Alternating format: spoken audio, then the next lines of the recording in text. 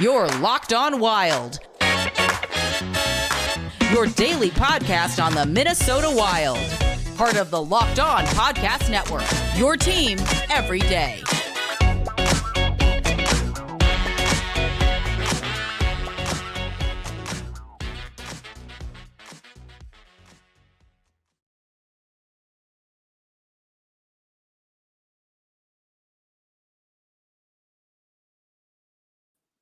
It'd help if I would unmute my microphone.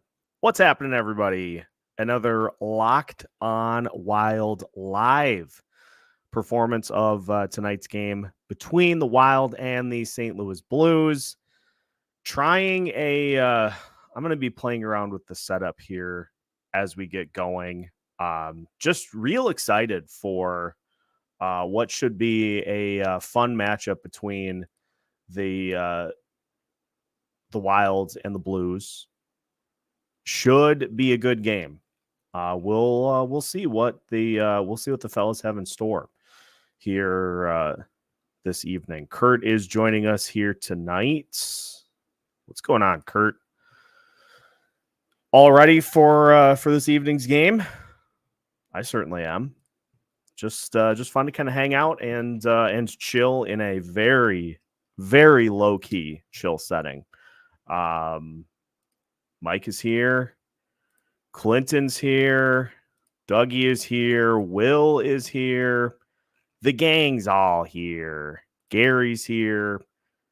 The gang is all here and ready to rock for tonight's game between the Wild and the Blues.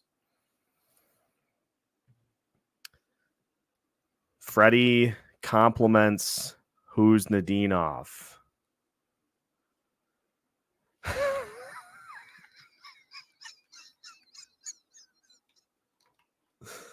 Oh boy.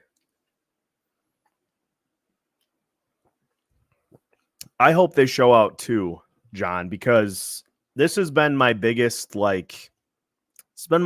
hindrance of being fully back in. My biggest hindrance is that it seems like every time we get to this portion of the schedule, this ends up being a game that the Wilds kind of get bounced in. Like that Arizona game was where they got blanked 6-0. We've had a bunch of examples of this team just kind of getting run off the ice in big games. This is certainly a big one. So hopefully they are up to the challenge. Yes, Clinton. Marc-Andre Fleury in net tonight. He gets his fourth straight. He's been a bulldog here over these last handful of games. And so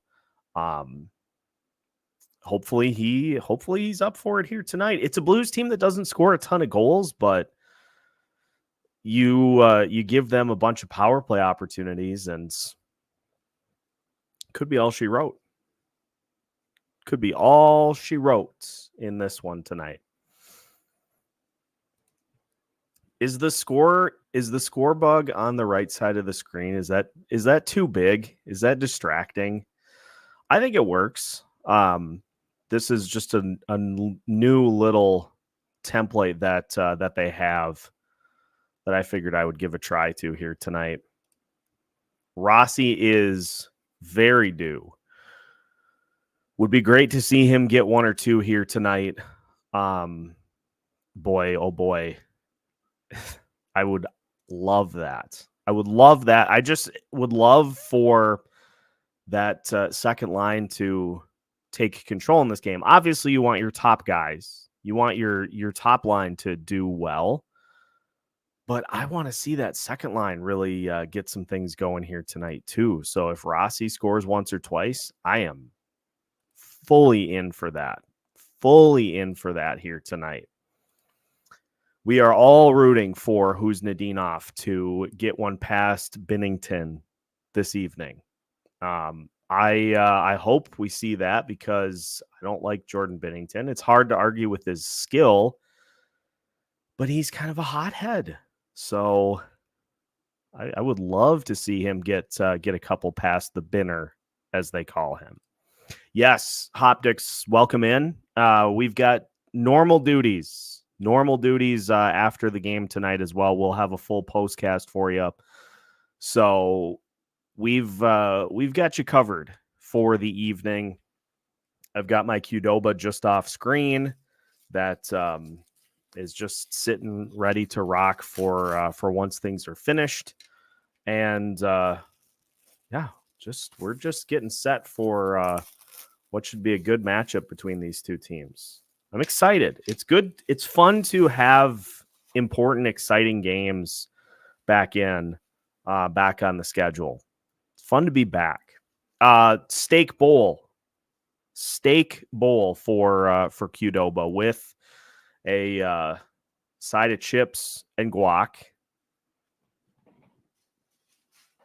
The essentials.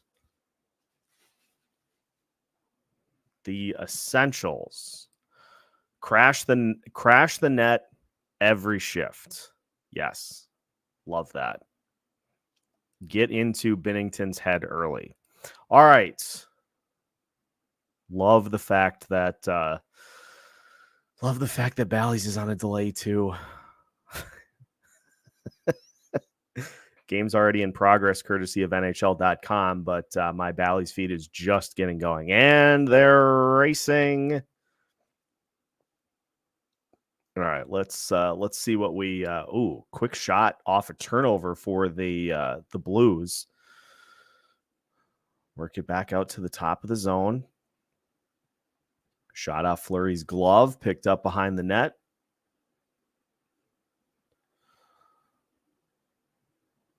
Blues with some life here early on. Wild able to maneuver it out of the zone. Boldy zips it across. All right, good initial push.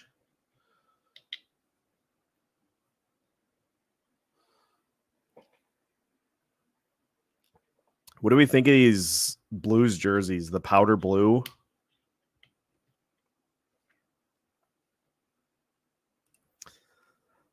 The power of the internet, John. Everything, nothing can line up the way we'd like it. It all just has to be on multiple levels of delay. Amanda with us here tonight. I'm assuming this is in regards to these Blues unis, which I like. There's another one in which they got a red stripe like directly through the midsection, in which those I think they should make part of their permanent.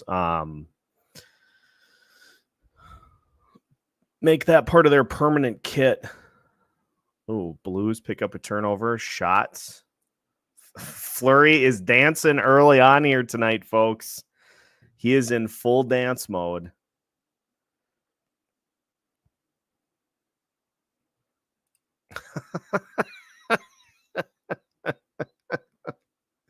Oh, Diane, that's good. That's good. All right, I got to get myself organized here.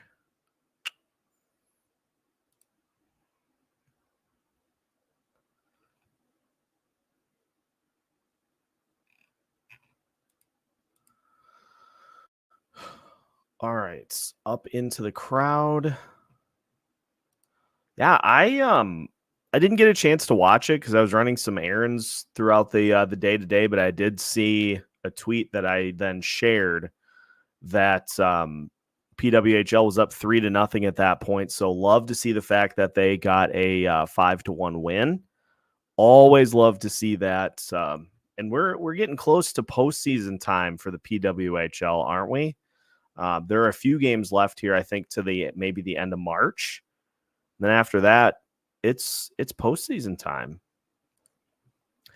Greg, unfortunately, Joel Eriksson-Ek not playing here today. The updates from this morning was that they hoped he would be able to potentially join the team in Cali, but that was not set in stone. Evidently, he is going through some treatment on whatever it was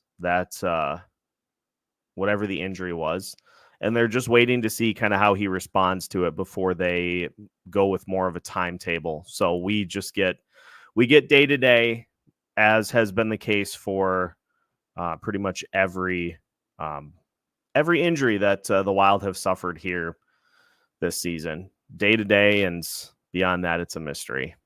So we'll have to see what they say come Monday as to his status. I would imagine that's when he's getting said treatment, but we'll see. All right, this has turned into way more of a just back and forth, feeling out. There's a shot that missed to the right or to the left. Bouncing puck picked up behind the net, worked out to the neutral zone. Boldy with control. Lasers it ahead. Picked up by Hartman far side. Tried to get it to Kaprizov. Errant pass. Picked free on the near side.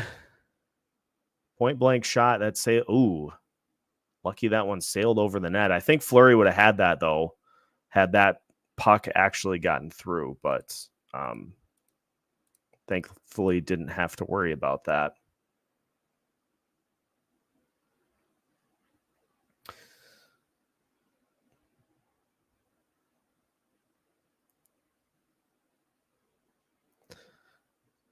Off kilter, at least early on here, as Joe Smith notes, few too many open looks given up off the rush so far for the Minnesota Wild, but no harm, no foul.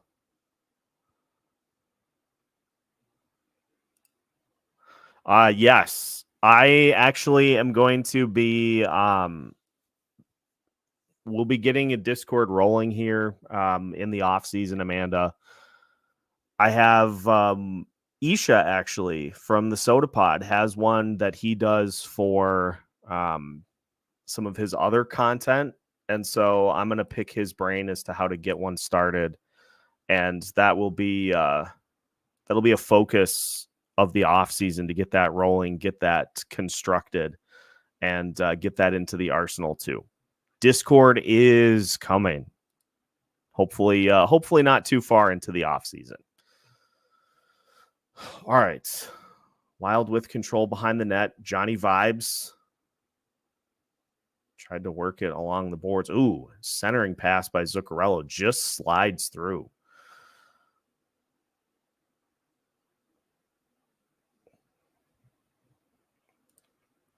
I would certainly classify this as I classify this, Diane, as a show me game. Here's Hustadinov. Nice shot right off the rush. Just goes a little wide of the net. I would categorize this as a must win. And it's also a show me game too. It's show me how you match up against a team that you are fighting for postseason position with. And let's see if you pass the test. Like it's not as Amanda notes here, it's not one that will mathematically eliminate you. But again, I just am of the belief that you gotta just keep winning until you put yourself in position to where like you're in. So you have some breathing room to work with for potential scuffles in late March or in April. Like you just got to keep winning at this point. That's been my stance since this run started, and that will continue to be my stance as the rest of the season plays out. All right, Boldy across, shot by Kaprizov, sailed wide to the left, back out to the top, quickly around for Bogosian. Ooh, nearly tipped in, point blank for Kaprizov, goes up over the net.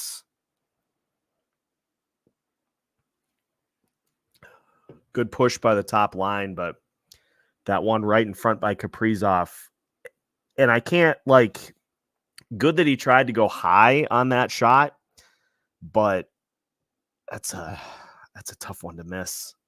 It's a tough one to miss at that point. All right, Middleton right back in. Works it around. Faber zipping through. Kyle joining us tonight. What's happening, Kyle? And you are right on the money. This has been a good back and forth so far, but first goal is going to be paramount because the Blues are pretty darn good with having scored the first goal, and the Wild they've lost a bunch of games when they don't score first. Have you guys heard about the run that the New Jersey Devils are on with giving up the first goal of the game? They've done it 50 times this season. They've given up the first goal of the game 50 times. Honestly, I would have thought the Wild's number was higher than it was, but they're nowhere near. They're nowhere near 50. But that's just insane. In 67 games, you've given up the first goal 50 times. That's bonkers. Chisholm shot blocked. That's going up into the netting. This, you can tell in this one that both teams sense the urgency here. It's pretty tight so far. Neither team is really sustaining a ton. It's just back and forth, up and down. Both teams kind of trying to get a sense of where this game's going to be played. So at least at this point,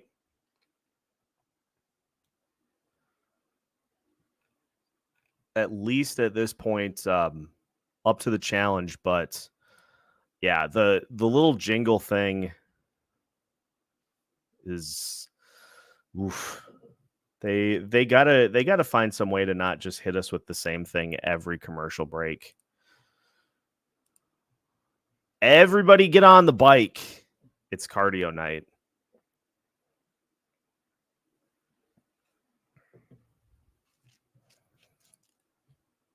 What other games do we have on that?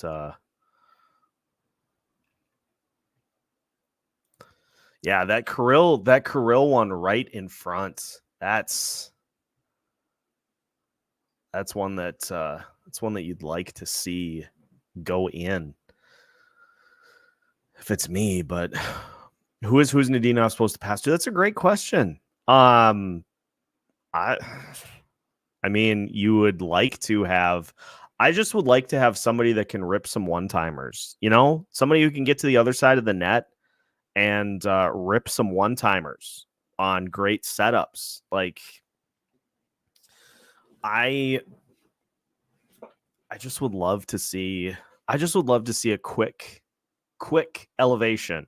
But then here's the other thing too, is that if Nadinov plays like he did in his first game, like, you'd figure he's gonna play himself higher in the lineup after a few games, you'd think, if he continues to do what he's done so far. I gotta get the scoreboard up here of the games that are of interest. Oh, okay. So here are the games that we're watching tonight. The Los Angeles Kings playing the Dallas Stars. Brock Faber face first along the boards. I didn't see that play, but I think he kind of got tangled up. Nothing egregiously malicious there. Boldy with a puck battle behind the net. Kaprizov works in to go grab it. Faber tried to advance it, but it's blocked. Puck eludes Boldy. Ryan Hartman comes in, throws an elbow. Yeah, Beckman really is just... Beckman is still up, right? Really is just... Jimmy Buffett, one of my favorite artists, God rest his soul. if he were talking about Adam Beckman, he would say, "Wasting away again up in the press box." Dallas Stars lead the Los Angeles Kings 1-0. Other games tonight of note. Avs play the Oilers. Oh, that's going to be fun. Avs play the Oilers tonight. Predators play the Kraken. And those are the main two. The Calgary Flames playing the Montreal Canadiens right now, and they've got a 2-0 lead. That's about it. So, a couple of games to keep an eye on. And Dallas is certainly one of them. Ooh. Nice little tush push by Marcus Foligno. I mean, you'd think. I thought that Huznadinov played better than our two favorites in his first game. I thought he provided more than either of them had for a long time.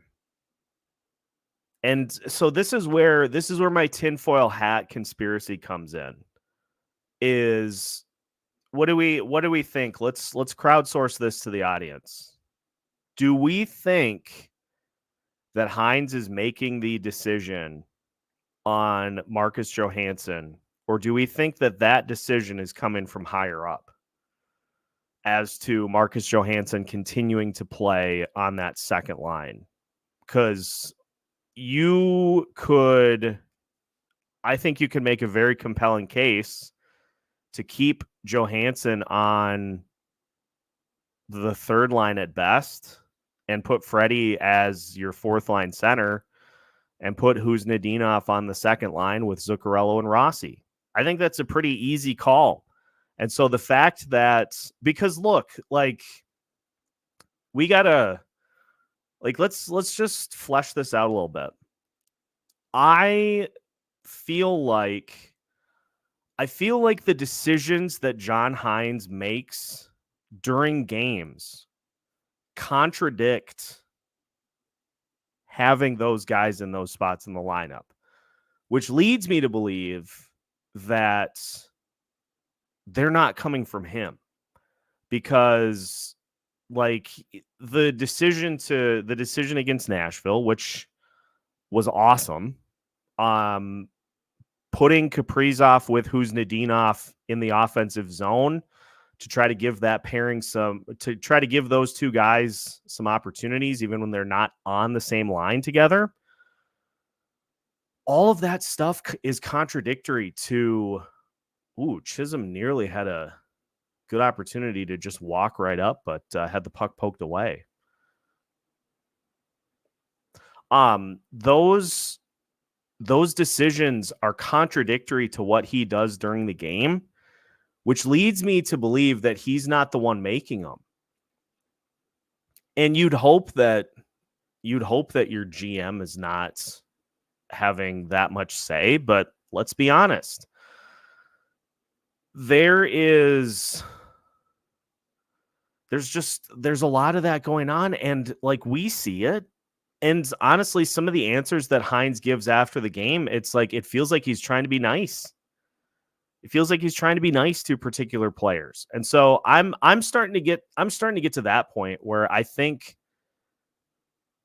some of these players are essentially placed in particular spots, as opposed to the guys that make more sense. The reason for that, Diane, would be trying to justify having those guys in the lineup. Like, how long have we been saying that you could do a lot better than Marcus Johansson? Because you can. And so the decision to put a player in that spot, so that then when they have a good game where they score maybe a goal or two, you can say, see, you all doubted. You all said that he shouldn't be playing in this spot. We got a power play coming up here as Ryan Hartman got popped again. Is there blood?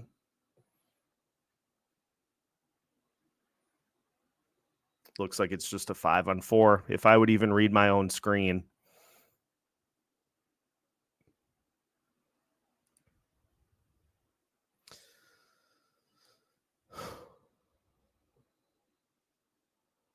Let's see what happened here. Ooh. Oh my. Heartsy.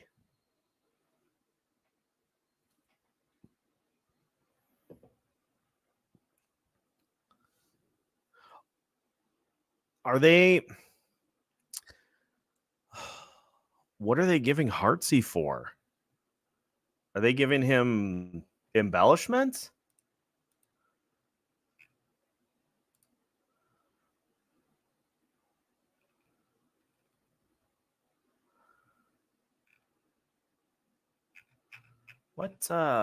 What in the world is going on here?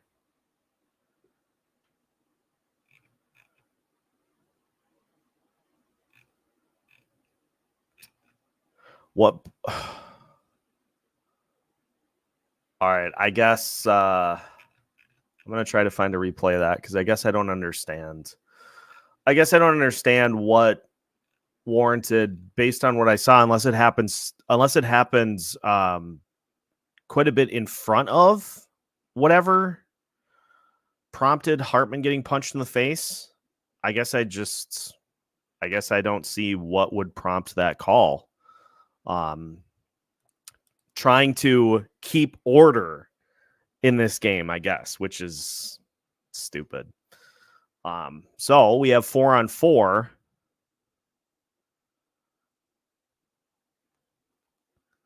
4-on-4 with under 7 to play here in the first period. Still no score.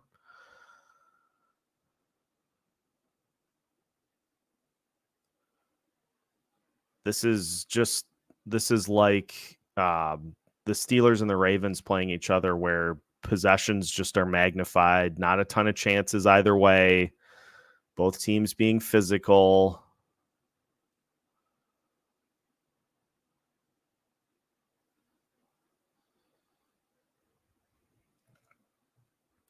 Hartman gets 2 minutes for having his jaw in the wrong place. Yeah, that's not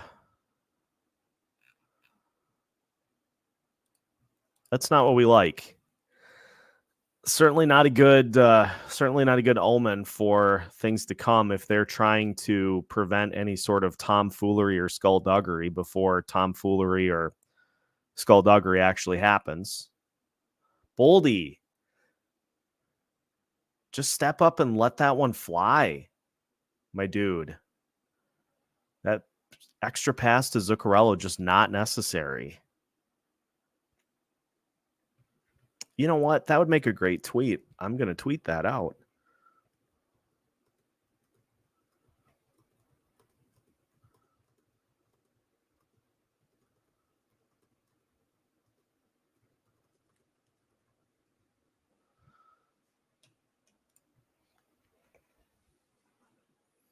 Just fire that. Just rip a shot. Like if I were playing in the NHL, I would hold the puck for like 2 seconds and let it rip. Like it would be on my stick, and the next moment it would be at the net, at the goalie, at a defenseman, at somebody in the crowd. Like just let it rip, let it fly. Oh, and we're doing the thing where the passes in the defensive zone are trying to get all the way through. Like you got to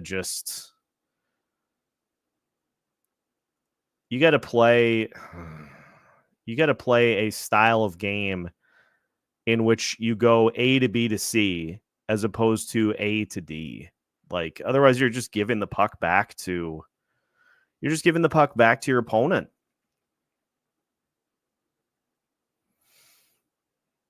I did see that hit, John. That was nice. That was nice from Kirill. Ooh, Letary, little backhand sauce trickled through the crease.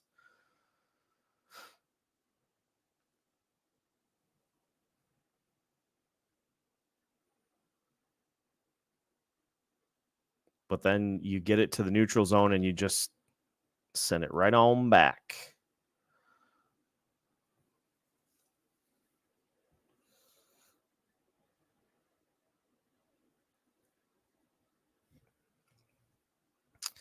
Dare we say that Letary knows he's playing for a spot? Honestly, though, between him and Lucchini, I think Lucchini's the one that comes out. Ooh. As I say that, he gets sprung for a little bit of a breakaway. Maybe I should just stop talking. No. It feels like that's the logical choice. Is when Eriksson Ek's ready to return, like he's the guy that comes out. He's been a nice fill-in piece. He's filled in admirably, but like you're gonna oh my God, Fleury.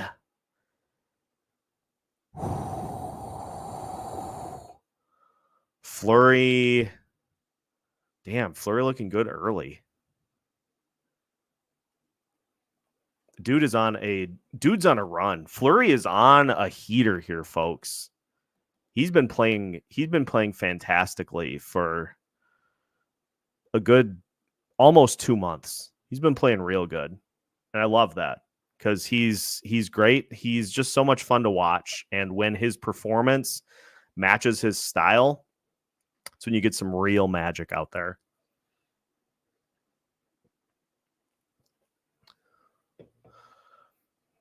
I thought for a split second that Merrill was going to get past trying to chase down that puck, and I about died.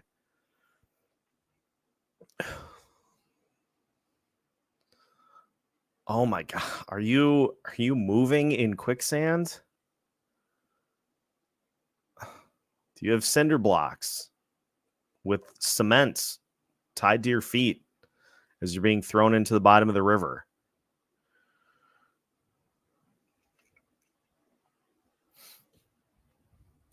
Pretty good for 50. It's going to be one of my favorite bits of the season. When we do so I have kind of a vision of how this, I have kind of a vision of how the end of this season will play out from a content perspective. We're going to take a week and kind of review some of the good things. Like we'll do oh my God, that save by Fleury was insane.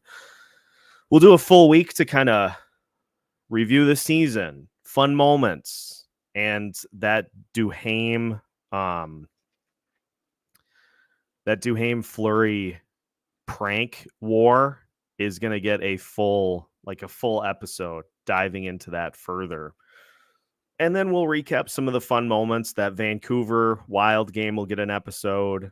Pulling the goalie in OT, that'll get an episode probably. The fact he's as old as Mike, the fact that he can still stay crouched and peek left or right for the puck, I mean, it's amazing. If I sneeze wrong, I might pull my back. I slept funny and woke up this morning, and I'm having a hard time turning my head to the left. So the fact that he's still playing goalie while I'm like, anytime I try to turn my head, I basically have to like kind of tilt it. Like it's the fact that he's still doing it at 39 is unreal. Just a testament to the shape that he keeps himself in. And yeah, just so much fun. So much fun to watch him do his thing and to play at a high level. Iron Man on skates, heavy boots of lead.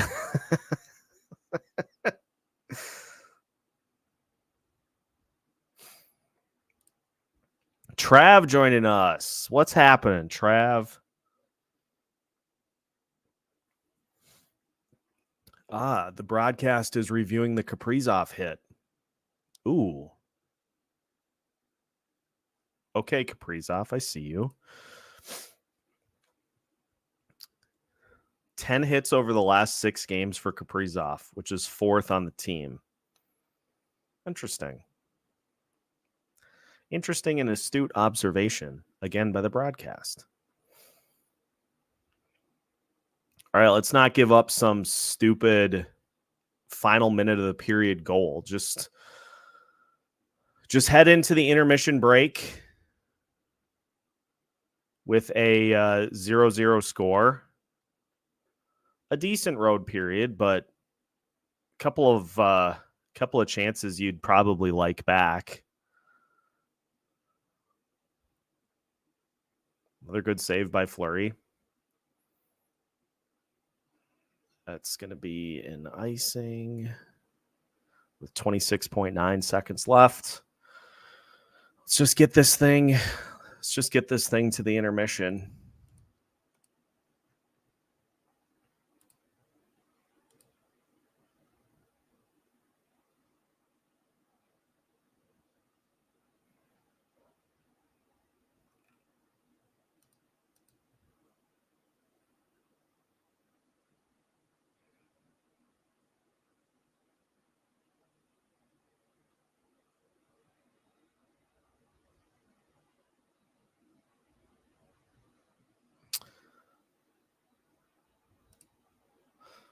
Anita, this is a good question. Shot on Binner, and he makes the save with 7.1 seconds left to play. Let me see something here.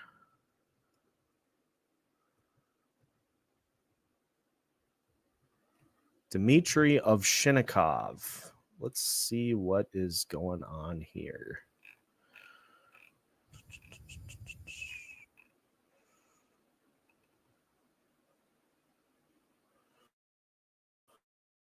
Yeah, it's Elite Prospects at least just says it has nothing listed as far as games. Let me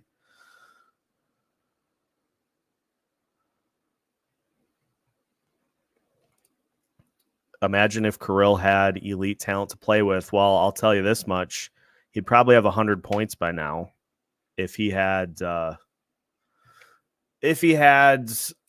top level talent around him. What do we got here? Sounds like Middleton did something. That would not be great. That would not be good.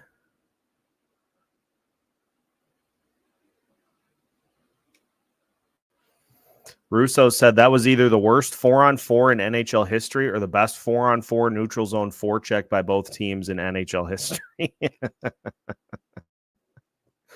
Oh yeah, that's what I was looking for. Let's try this.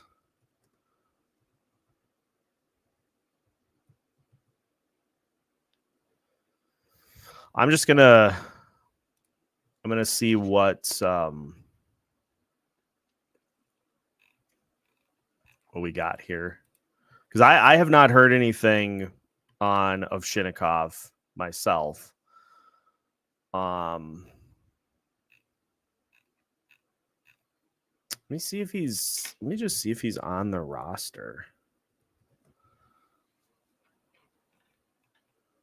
Because it could be just that he has to earn his way in at the Iowa level. You know, you gotta earn your opportunity to get into the lineup on an organization-wide basis. That's a joke, by the way.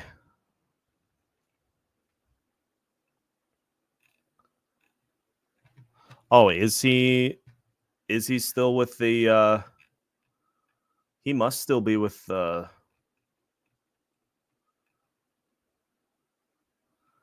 Yeah, this is weird because he is not listed on the Iowa Wild roster. So let's check the Toronto Marlies. Let's just take a peek. We'll get to the bottom of this. Well,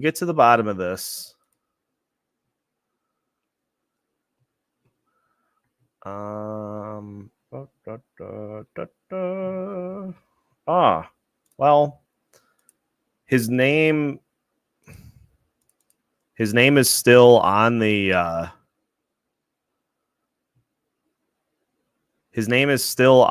Marlies roster. He wears number 97. Interesting there. Yes, Trav. We got the cold. We got the mountains guiding us through the stream here tonight. Cheers to everybody that's hopping in here this evening to take in this game with us, in hopes that the Minnesota Wilds are up to the challenge this evening. All right, so we officially have a mystery on our hands here. Get a mystery on our hands as to what is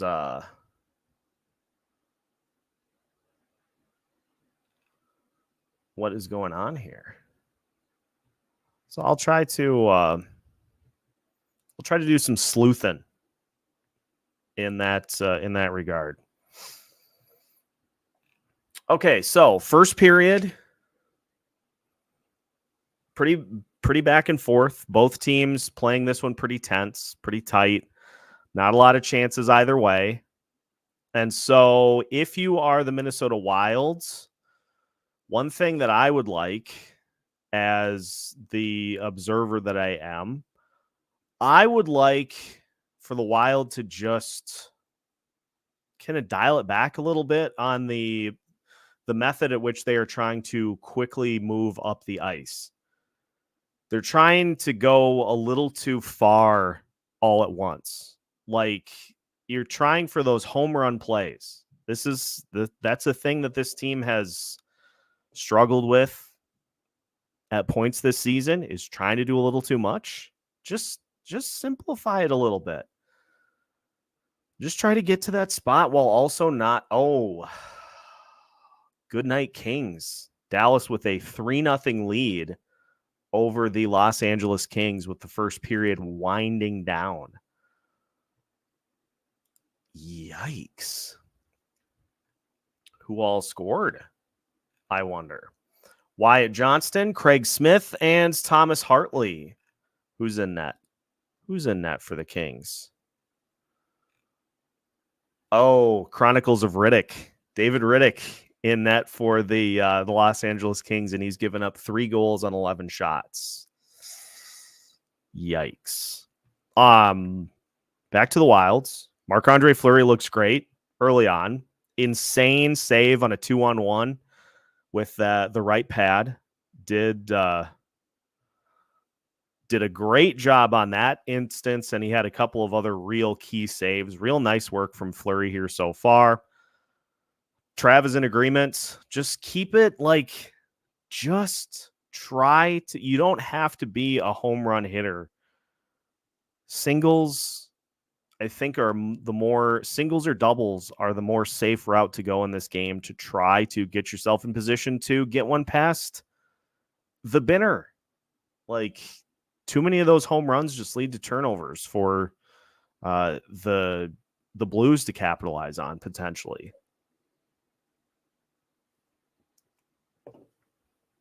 Keep it simple, stupid, as Diane says. KISS rule. Just don't try to get it all at once. Shots were 10-6 in favor of the Blues in that first period. Shot chart for the Wilds looks like this. 1 for Kirill, 1 for Lettieri, 1 for Lucchini, 1 for Shaw, 1 for Bogosian, 1 for Faber. Hartman had 1 miss. Kaprizov had 2 misses. Marcus.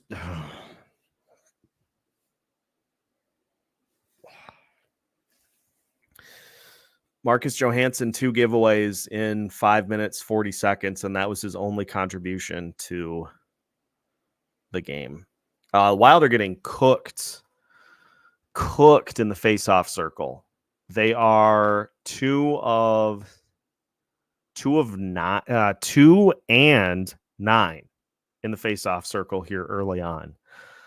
So that's not ideal. But driving the net too. Charisse, right on this. Drive the net. Too much passing. That Boldy pass to Zuccarello. Zuccarello had a defender all over him. Take that thing right to the net. Boldy. Take it right to the net. And try to bury that thing home. If we get in as the 8th seed, I hope the Canucks are our dance partner. Not much playoff experience. We've had pretty good luck with them this season. It would provide an opportunity for some chaos. To quote the Joker, I am an agent of chaos and would be very much in favor of more of that. Marcus Johansson to the rescue. Unstoppable with him on the ice. Yes. He is far and away the best player on the ice for the Minnesota Wild and needs to get top line minutes. He should honestly be centering Kirill Kaprizov and Freddie Gaudreau. Put him on the top power play unit, put him on everything. Put him everywhere.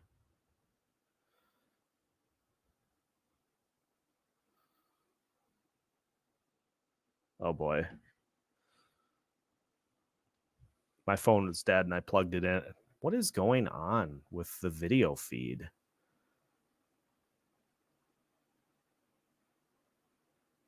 Uh-oh.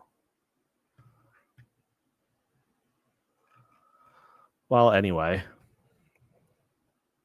Yeah, I might as well have just poured a Coors out and said that was the sarcasm. It was dripping with heavy amounts of it. What do we have here? Oh, okay. Ron finding the info out. This is odd. On March 8th, 2024, the Maple Leafs traded Ovchynnikov along with a 2026 4th-round pick to the Minnesota Wild in exchange for Connor Dewar. He was left to continue playing for the Marlies after the trade. Let's see what... oh, boy. Let's see what... I hope this doesn't do this to... well... Bear with me for 1 second. I got to get this to a point where I can actually read the story. Ovchynnikov will continue to play with the Toronto Marlies of the American Hockey League. So I guess is going to finish the season with the Marlies and then come over here, which is that's an interesting decision. I guess. I don't know. That's I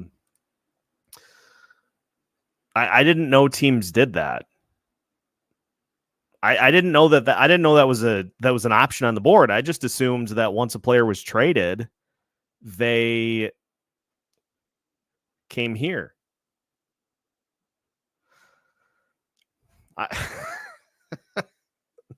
Sorry, that has rattled me a little bit. Refs are avoiding calling anything on the Blues. That was nearly an unfortunate Freudian slip. Can't really turn it up and start playing with high intensity because as soon as we do, going to be a bunch of calls here. Yeah, it does have the feeling. It does have the feeling of the refs are just waiting for a reason to start to turn this one into a penalty box parade. So it's certainly part of the reason of the tightness and Yeah. I could not be more on board with this decision because again, you just could do so much better in that second wing spot than what you are currently getting. And so just so that we have, oh, come on now. Just so that we have it. I know Trav has it, but I'm just going to pull it up here so that I can actually read, so that I can just read from it, so that we know what we're dealing with here. Okay, so if you buy out Marcus Johansson, basically his cap hit next year goes to $666K. And 2025, 2026, it's also $666K. And that's it. That is all you are on the hook for if you buy out Marcus Johansson. You save $1.3 million next year. You pay $666K the following season. I mean, like, somebody tell me I'm wrong. That you just, what are you getting? You guy that skates fast. Cool. He doesn't shoot the puck. He doesn't press it offensively. The few instances in which there have been opportunities for him to skate up and try to score, he passes it. You could do so much better at that spot. I would do the buyout. If it were my decision, I would do the buyout tomorrow. Like, just get it done. Free up the roster spot. That's the big prize here. Who cares about the cap space? The big prize is freeing up a roster spot and giving yourself another opportunity to try to evaluate somebody who could potentially fill one of those top spots. That's the prize. You're not going to go sign a big free agent for $1.3 million. You're freeing up a roster spot to give to somebody who you don't know if they are a full-fledged NHLer yet or not. But in order to find that out, you need to play them. Frustrating. Give him the choice. 13th forward in the press box, guarding the nachos, or waive his no-move clause and trade him for a bag of pucks or future consideration. I mean, yeah.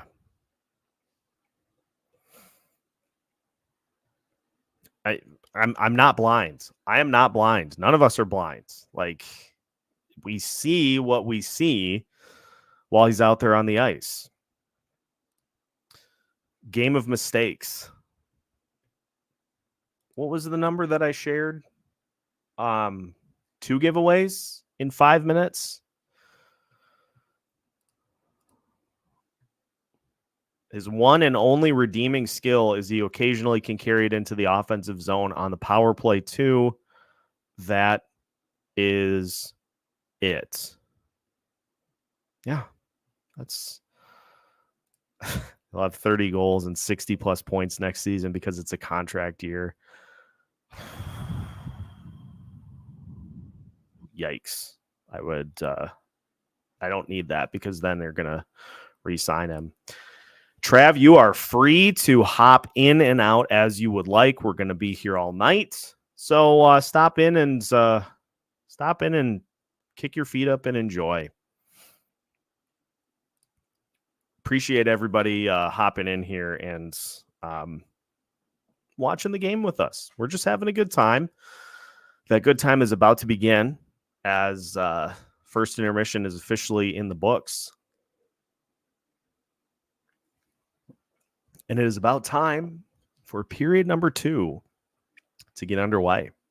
Make sure to smash that like button while you're here. Let's get those likes up for this live stream so that we can get this out to more and more people, try to get more and more Wild fans over to the Locked On side of things. Just one so far, Hoptics, but I do have another. I got another in reserve. Two should be enough to get through the game. And I'll probably have one or two more before I go to bed. Typical Saturday night stuff. Shot attempt.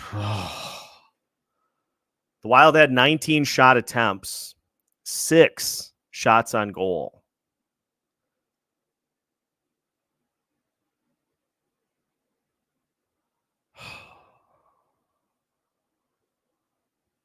That's not a great percentage. The Blues were 11 of 22. So 50% is infinitely better than under 33. And again, I'm not a math guy. But like this team, I just would love if you could get that percentage of shots that just outright miss the net, even down from 33% to 29%. Even if you could get it to 30% over the course of a season, 3 percentage points of shot attempts getting to the net is probably going to give you an extra 15, 20 goals. If you're talking hundreds of shot attempts, because how many shot attempts do you have over the course of an entire season? If your top level players are getting like 300 shot attempts, no, it's way more. It's way more than that. Am I nuts? It's way more than that. What did Kaprizov get for shot attempts last season? Action is back underway. Blues pick up a turnover right in front of the net.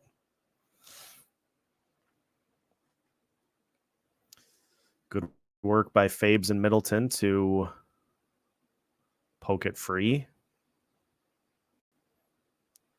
Saucered out to Boldy, who chips it into the corner.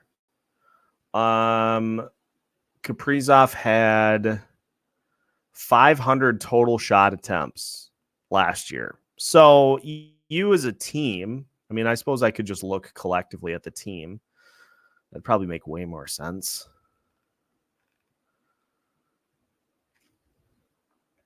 What am I looking for here? 2,000 so far for the Wild this season. If you get 3% of that, that's the kind of thing that can mean 15, 20 more goals. Just simply getting more accurate shots on net. It's not crazy.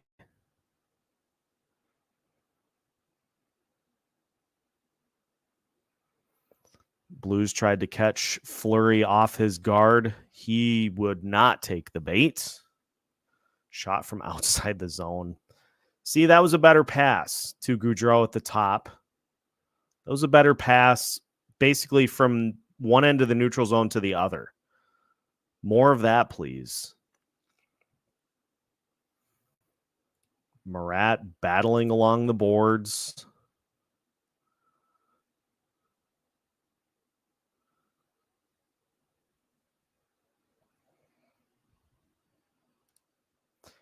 Yeah, it does. It does feel like somebody's going to have to get seriously hurt for the officials to do anything, which is a shame, being the road team. Ooh.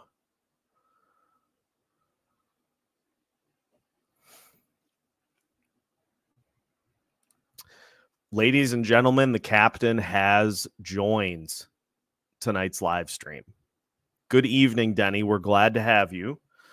Glad you got everything figured out. Looks like some sound issues initially, but glad to have you here. As we are still scoreless with just under 17 minutes to play here in the second period. Darby Hendrickson's keys for the second period is a more physical forecheck and not passing up shots. That's the wise words. Wise words. Because, again, that Boldy shot.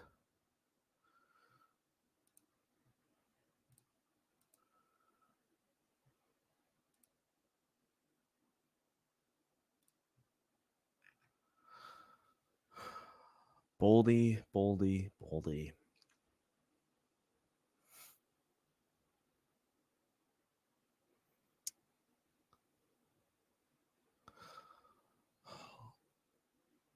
I always forget that Oscar Sundqvist is playing with the Blues and signed a contract extension to stay with them. I always forget that. Remember when he was here for like 15 games, played in like 3 of them, and then sat on the bench for the entire back end of the season as the Wilds got beat by the was that the St. Louis Blues year? Or was that last year? God, they all melt together. I can't even remember. Well, let's find out.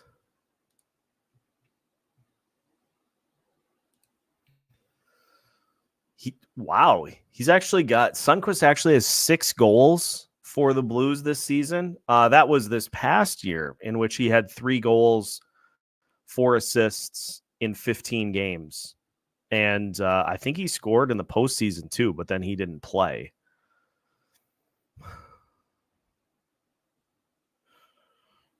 It's just that was always just a weird contribution. Like a weird acquisition, I should say, because it felt like he was capable of giving more and then just was not asked to really do anything, because you got Johansson and you got Gaudreau, and you got to make sure you keep those guys in the lineup. Boldy behind the net.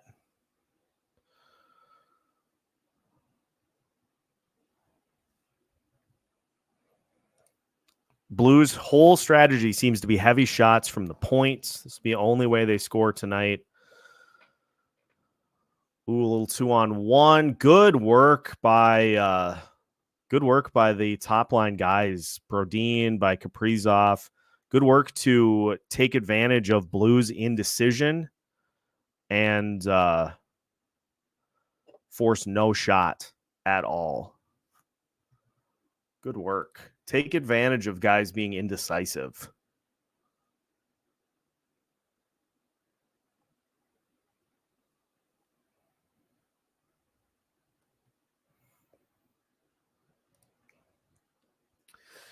We just got to get the wrecker line more out there, Denny. Glad you got that in on Beyond the Pond today.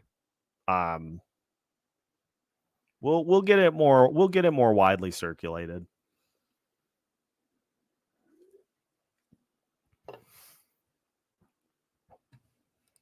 Yeah, Dougie, it's contagious. Too many passes. It seems to be contagious out there on the ice tonight. Yeah, it was a good finish to the play, John. Not a great start to the play, but good finish by Kaprizov for sure to get back in and to try to not compound that problem. We're taking bets as to when the first goal will happen. Well,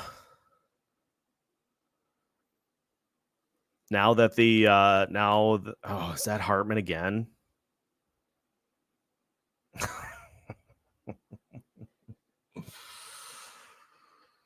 Oh no, Hartman.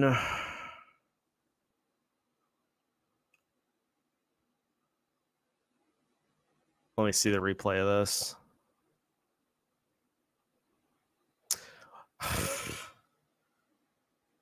Why are you reaching? Why are you reaching for that puck?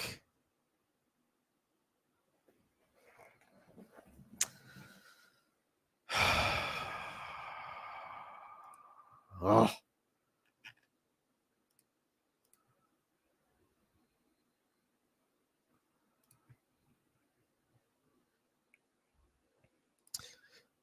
We'll be here, Denny. Hopefully you get it squared away. We'll be here. We're not going anywhere. This is the energy we need. I like that from Charisse. Just get a shorthanded goal. Make him pay for it. Or at least get the kill here.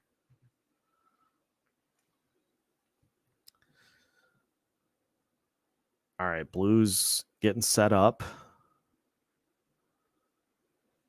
Good work by Freddie. I'll give a compliment. Good work by Freddie to dig that puck out and get it out of the zone.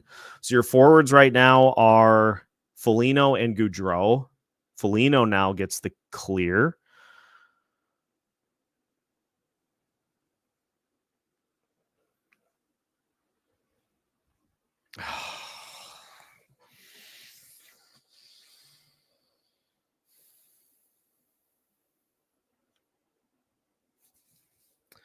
All right, now at least I know where to look for it.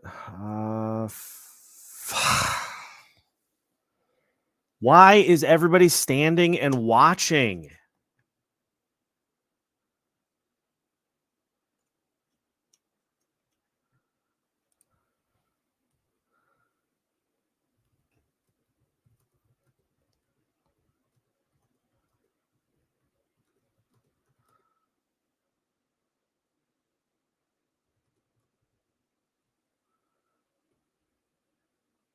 That's gross. That's so gross.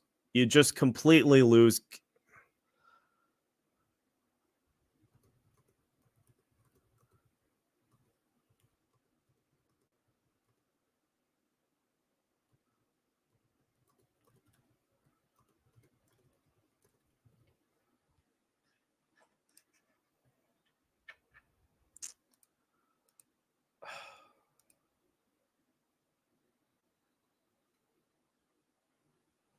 That's just such a gross goal to give up. Like you've got Johansson and Lucchini just standing there watching.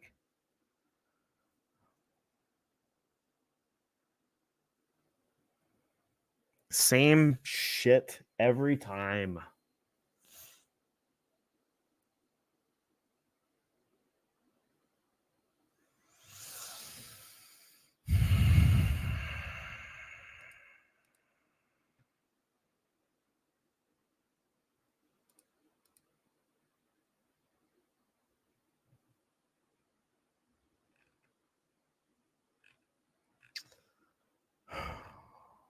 I am annoyed.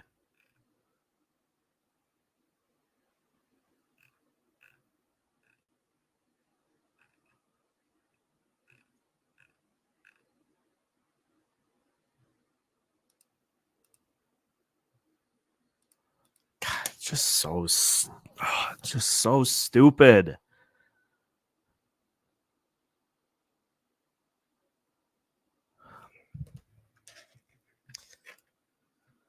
Poor coaching decision on the second penalty kill units. There are literally anyone else would be better on the second penalty kill.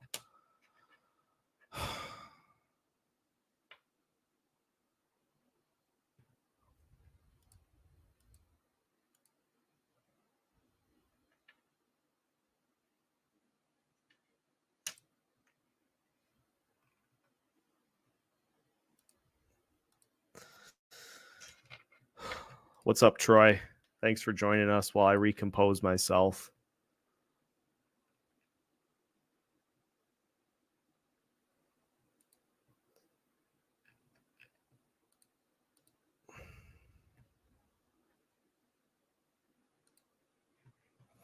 Well, you got to regroup.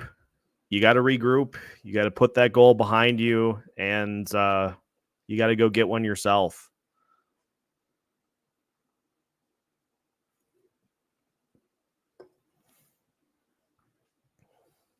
But I'm sorry, that was disgusting. Like,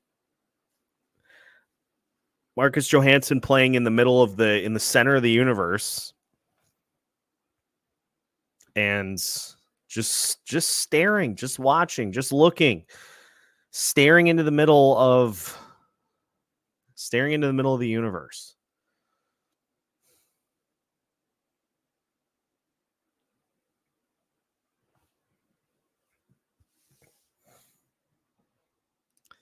Sith Lord Darby Hendrickson must have made that decision.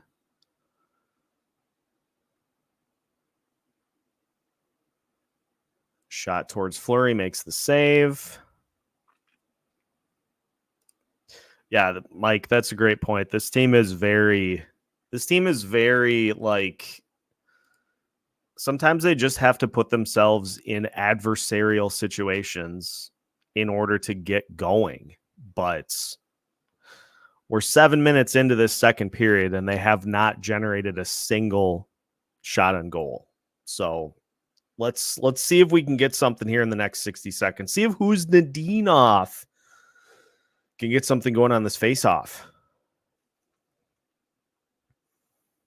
Won by the Blues. Shot towards the net on the right side. Poked away by Brodin. Blues work it right back down. Robert Thomas behind the net.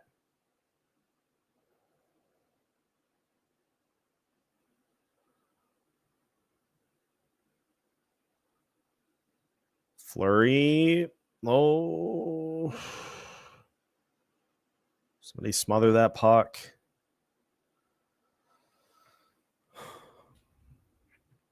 Yeah. We do not, Brian, we do not have a shot on goal as of yet in this period.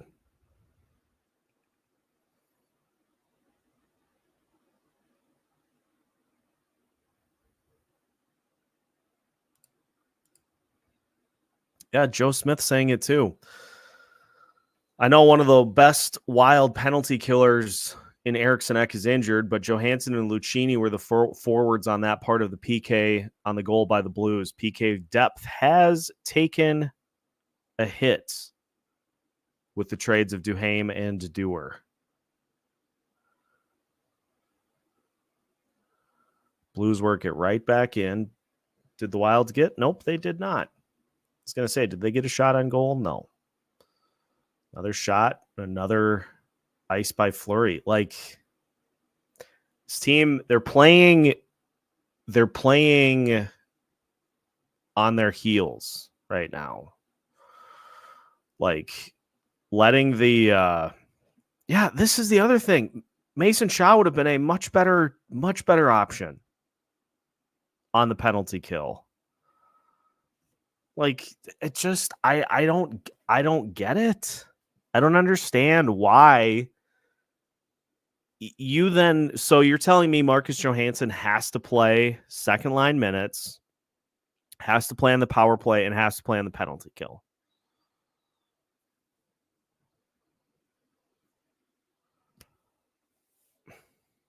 Make it make sense. Make it make sense.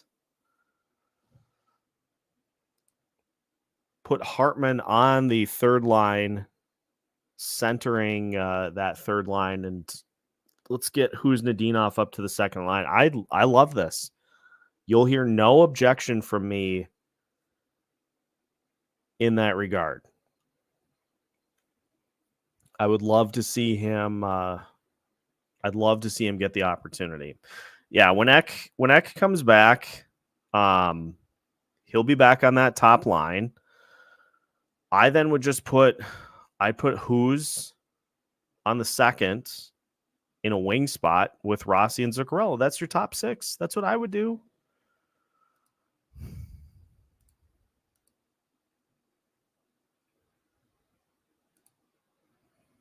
And now we're about halfway through. Oh, we got one. Got one. Got a shot on goal. Ghostbusters lady can finally go nuts.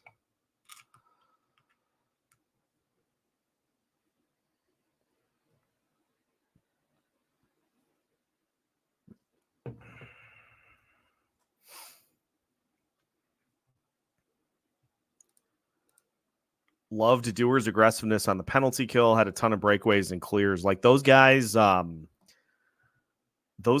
lived at the top of the zone on the penalty kill. They lived to try to let those opportunities fly. And you're missing, that is a big best points percent. The Blues are 27-3-1 when they score first. And the Wild are like 1-19-2 when they do not.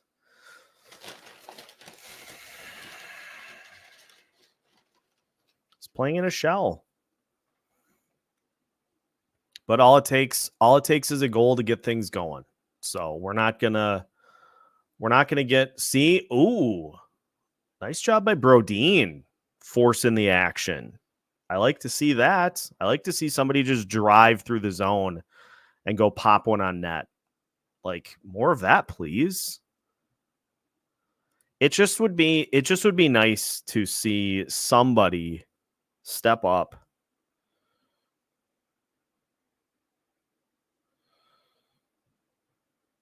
Somebody step up and go get this game.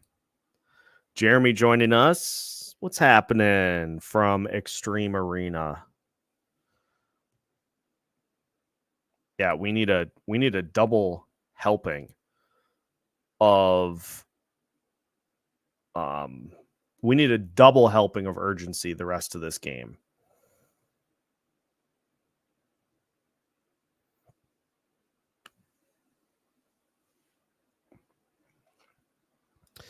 Ooh, we've got Iowa Wild goals from Sammy Walker and Luke Toporowski, which I think, if I have the numbers correct, that makes either 2 or 3 goals for him.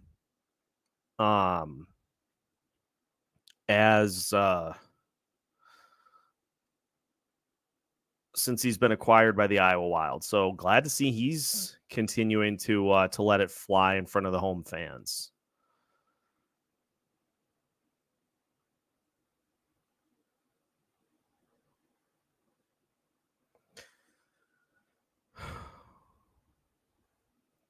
Wild losing to a division opponent. What else is new? Accurate. Very accurate. 2 shots on goal the entire period. And I mean, only 8 so far for the Blues, but I'll put this out there. I'm not gonna ding Ryan Hartman for that first penalty, because unless there was something that they didn't show in the broadcast that happened, I thought that was kind of bogus. That second one, though, that ended up being the power play goal for the Blues, you can't do that. Like, you can't have that. Reaching around a player to try to knock that puck free, can't do it. So that's where we're at. Down 1-0. The water ski. Yeah, can't do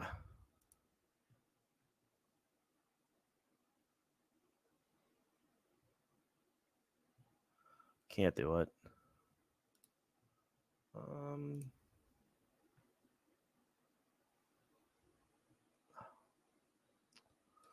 How are these other games doing? Then again, not that it really matters if the Wild lose.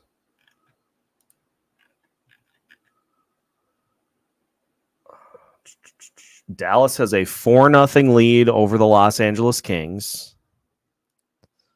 Yes, I do believe he is still repping the press box. Honestly, it's to the point that I wasn't sure if he was even still on the team, because he just has not made his way into the lineup. Oh, that Brodin attack through traffic, skates through like 3 Blues players. Folks, there is no excuse for this. The St. Louis Blues, when you think about the great defensive teams in the NHL, the St. Louis Blues are probably dead last on the list. There's no excuse for what is currently going on, considering what Jonas Brodin just did.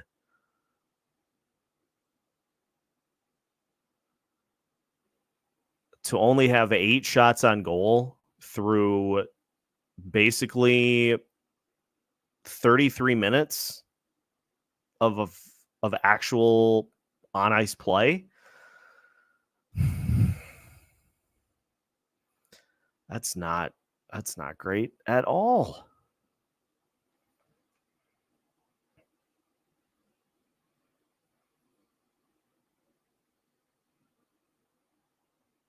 Shot sails through. Bogosian sends one. Faber picks up the rebounds.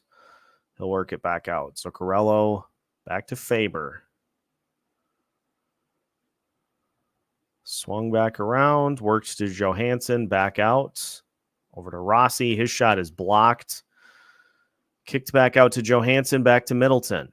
Middleton across to Zuccarello. Zuccarello, a little give and go to Rossi. Oh, that almost hit off of Faber's skate and went in. Just sailed wide left. Faber leaves it for Middleton.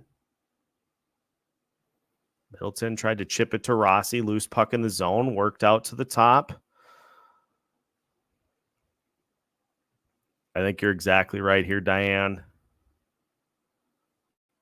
This is one of those test show me games, and I gotta say, so far it's looking very much like what we've seen. Off the boards to Boldy. Boldy lost the handle. Hartman trying to help get it back. Works it around behind the net. Kaprizov gets it to Boldy.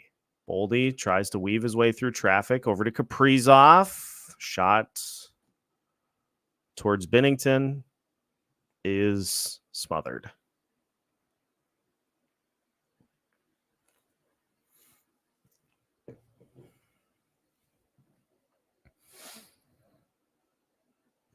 I like too that even though Rossi's in a little bit of a scoring rut, he keeps shooting. Like he got that feed from Middleton, turned and shot. Like that part is not the aggressiveness and the ability to shoot the puck as Kaprizov lasers one towards Binner. The aggressiveness has not gone away, not even a little bit. So Rossi just will continue little 2-on-1 action. Boldy sails one over the top of the net.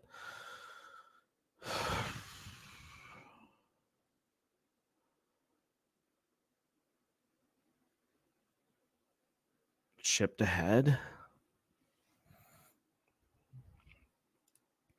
Brian, was Nick Leddy part of the Chuck Fletcher tenure? I think he was. Fletcher just loved his veterans, which my oh my, how things have changed.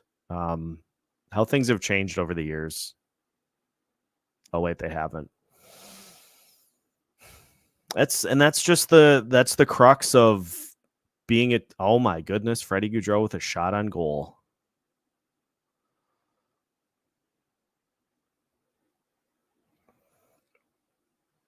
All right, so the Wild have who's going to the box now?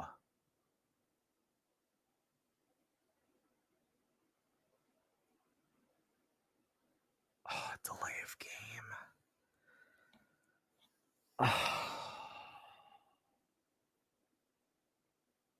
Oh, that shot by Boldy was blocked, it looked like, or at least there was a stick on it. But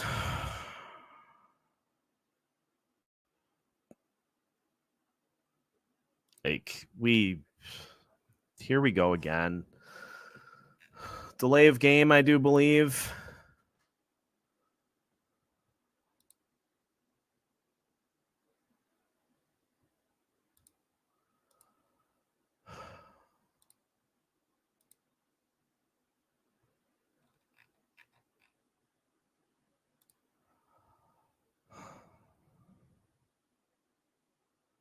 backhands a puck out of play. Again, self-inflicted. Look where you're going with it. Look where you're going with the puck instead of just... Shouldn't have to be telling a team this. Come on.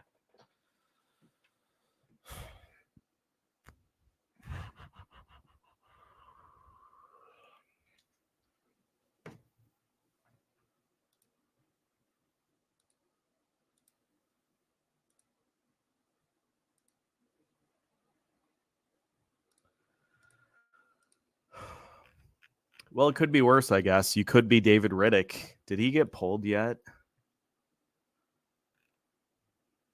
No, he's still in, but he's just giving up goals left and right.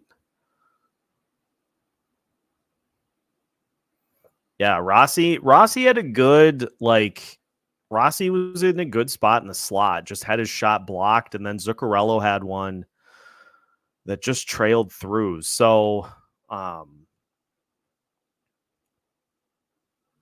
shots are starting to pick up a little bit, but you can't. I would feel way better if the Wild could get this to 1-1 than I would if they fell behind 2-0. Like, please, I'm begging you, just bounce back. Under a minute left. Yeah, it really be like that. Trailing again to a potential playoff contender. But we'll see. Maybe a penalty, maybe a successful penalty kill will provide the spark. Maybe. Lucchini playing on the penalty kill. We really have no better options.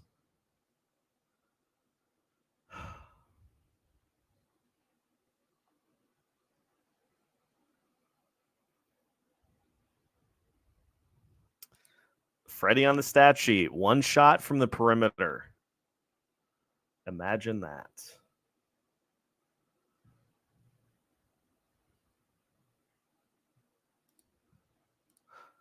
I'm honestly I'm a little surprised by this.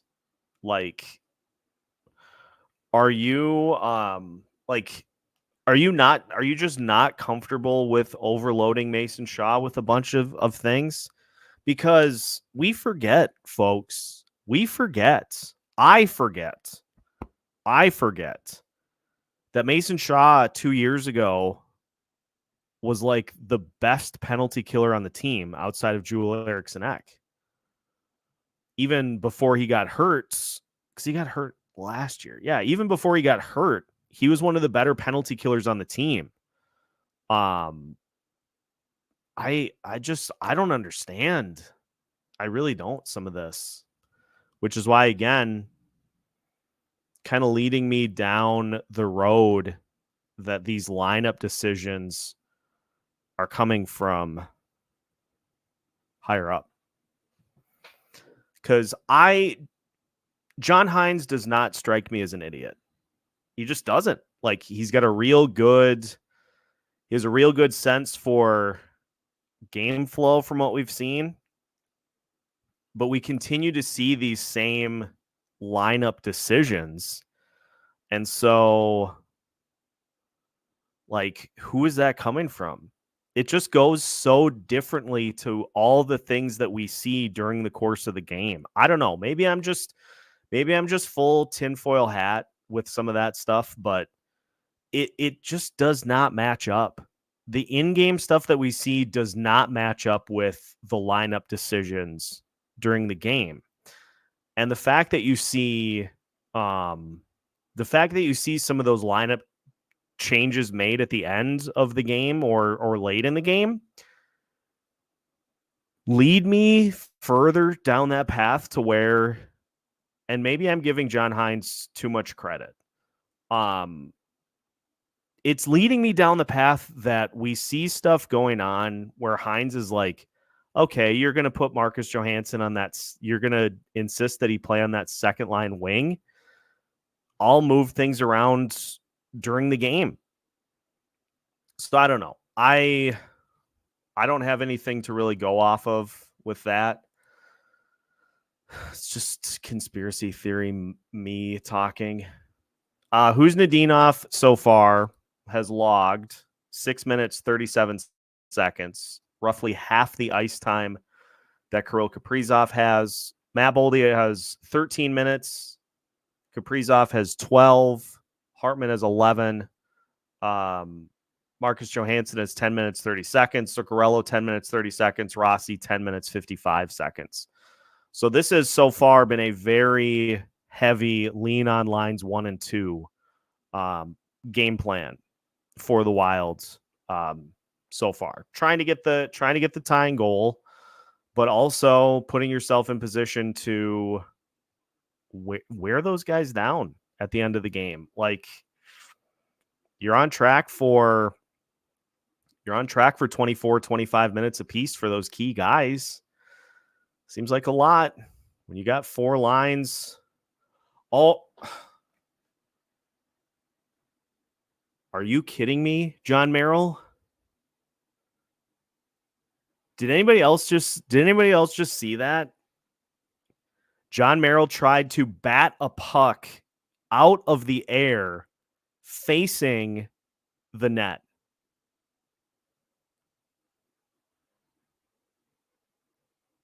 Am I like, what is happening here?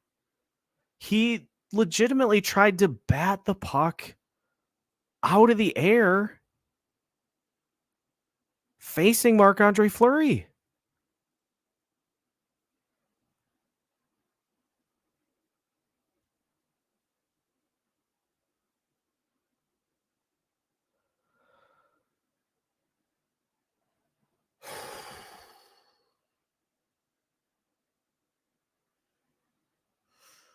I'm going to need a minute after that one because holy cow, we are fortunate that did not turn into something disastrous.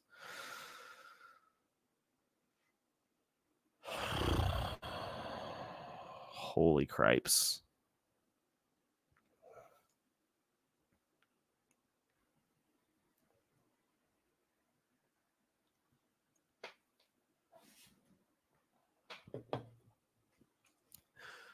Okay, so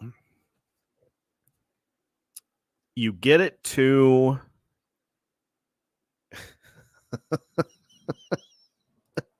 he was confused. He was in front of the net, thought maybe it was the Blues net, and just decided he was going to try to take a whack. That stopped my heart seeing that happen. Okay, so glass half full. You get it to the second intermission, down by 1. Haven't played that second period was not great, but the end of it was better. You just have to they just got to find a way to get through this bowling ball presence at the in the neutral zone. They got to find a way. The Wild do. They have to find a way to get into the Blues offensive zone and attack. There just has been zero attack through these first 2 periods. And that's not going to win you hockey games. If you can't get to the front of the net and get those chances in deep, that is a tough recipe. That's a tough recipe for a victory here.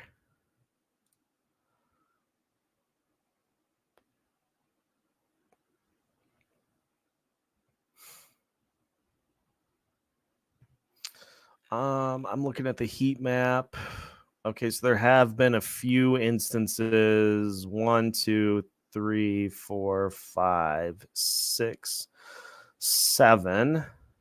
So there have been 7 shots within 15 feet, which I would say is probably that's probably your sweet spot within 15 feet.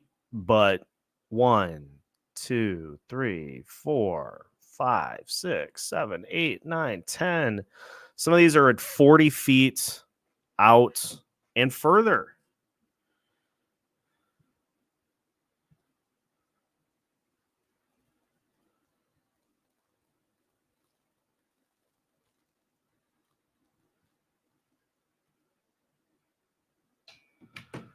"40 feet out and further." Like, I feel as though shots should not come from that far out. Call me crazy, but the Blues, on the other hand, have 1, 2, 3, 4, 5, 6, 7, 8, 9, 10. Oh, some of these are from 20 and 30 feet out.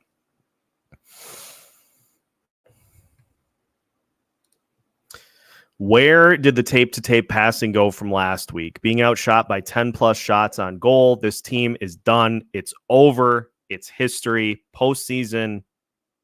That's it. We're done. No, but Bob brings up a good point here.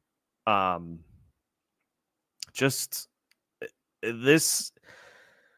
I'm going to use an example that I'm very familiar with from my college days. This looks like a team that overslept for a final and had to hurriedly get ready, didn't get an opportunity to study as much as they should have, and as a result, looks flustered through the first 2 periods of this game. That's credit to the Wilds for keeping it within 1, but it feels like it's there for the taking. Somebody just has to take it. Somebody just has to step up and say, we got to win this game. Talked about it before the game. This is not just 1 of 82. That's the right message to send because it's accurate. But like, the play on the ice has to match that. Otherwise, it's just a tease. Otherwise, it's just another tease. And we've had many of those. We've had many of those so far this season. 7-goal third period. They will be fine, maybe. I'm in for that.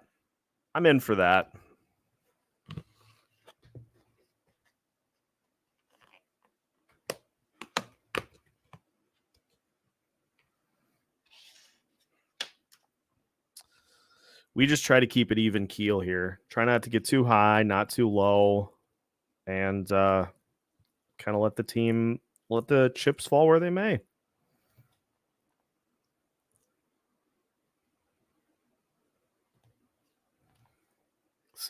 This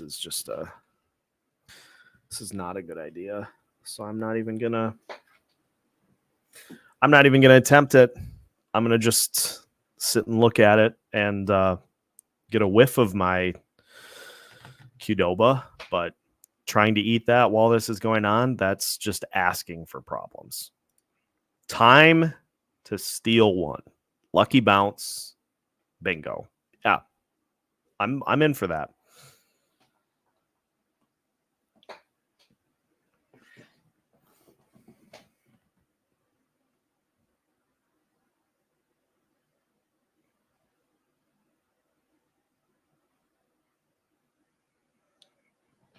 What do we got for... All right, so let's take a look at the Kings first and foremost.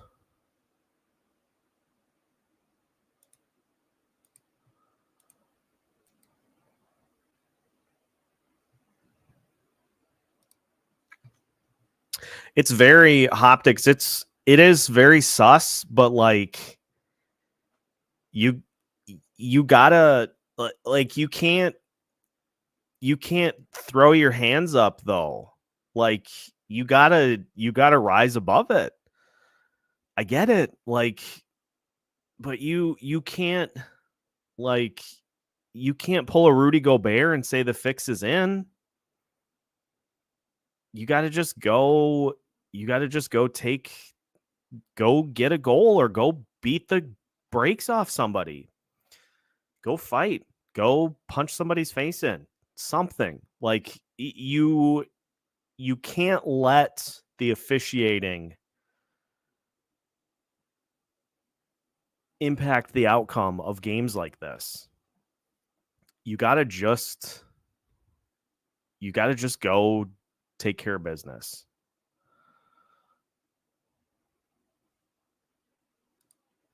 I think the team already polished their clubs for the summer. It must be the weather getting nicer that everybody was like,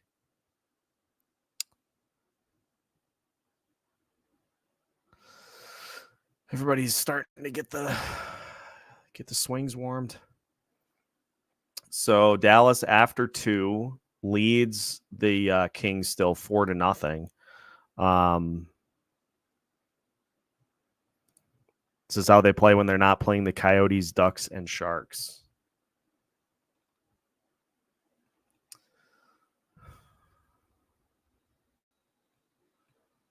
Predators Kraken tonight will be interesting. That Kraken team, the Kraken are somehow, some crazy how, are, what was their record? 28, 25, and 12. So they're 28 and 37 and are 5 points behind the Wilds in the standings. 25 and 37. Why are we rewarding that? Ick. Shouldn't be rewarding a team that is 12 games under 500. 9 games under 500. That is definitely bad math.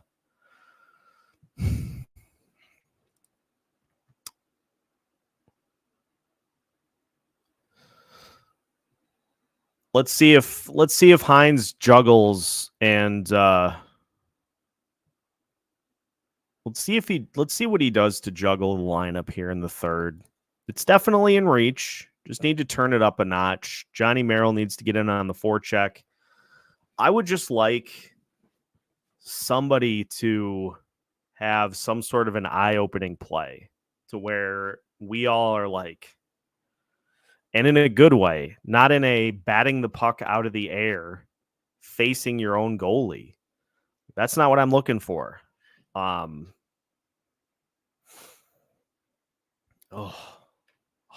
lose 2-1. The Iowa Wild are down 3-2. Boy, this organization has just had some rough stretches. I am going to use this opportunity to grab myself another beverage. I will be back in just a jiffy. Don't go anywhere though. We'll be back before you know it.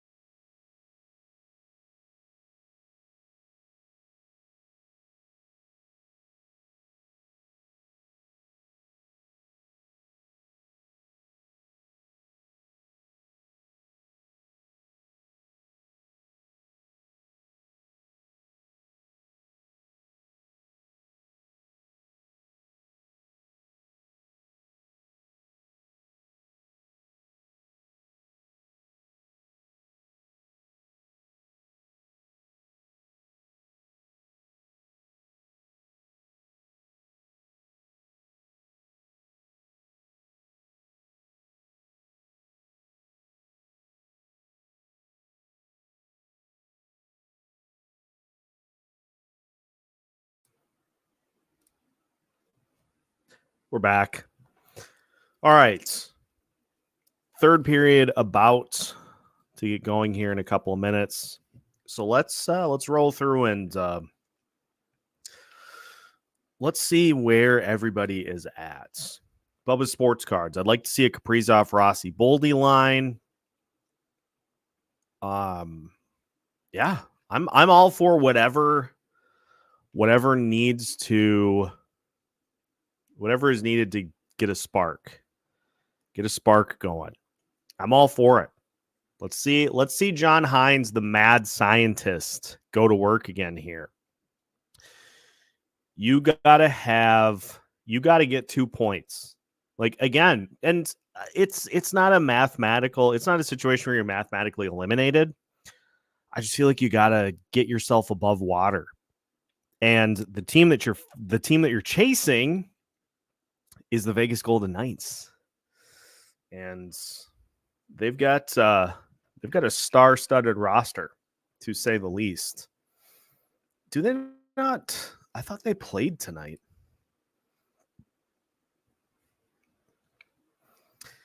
That must be tomorrow. Ooh, absolutely. UW River Falls women's hockey team playing in the D3 national title tomorrow after a 31-0 season. Good luck, ladies. Tremendous accomplishment, folks. Give them some love here in the comments section. That is outstanding. And is there a way to watch, Sam? Is there a way to tune in for that? Honestly, I've got some desk work that I will be doing, like just some editing and stuff. I would throw that on if there's a spot to watch it. See how they finish. Mike's got a feeling we actually might snag this one.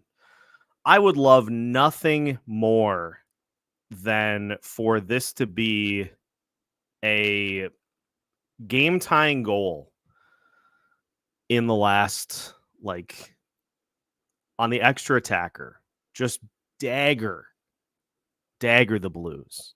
Rip their heart out and stomp on it on the ice. See this game going to either OT or being super close to the very end. No, we need the 2 points, but if this game ends in OT, not going to be mad about 1 point either. You just would like to keep yourself in, like, if you can pick up 1 point, then you are 3 points back of Vegas at that point. So that would play. I would love the win, but even just getting yourself closer to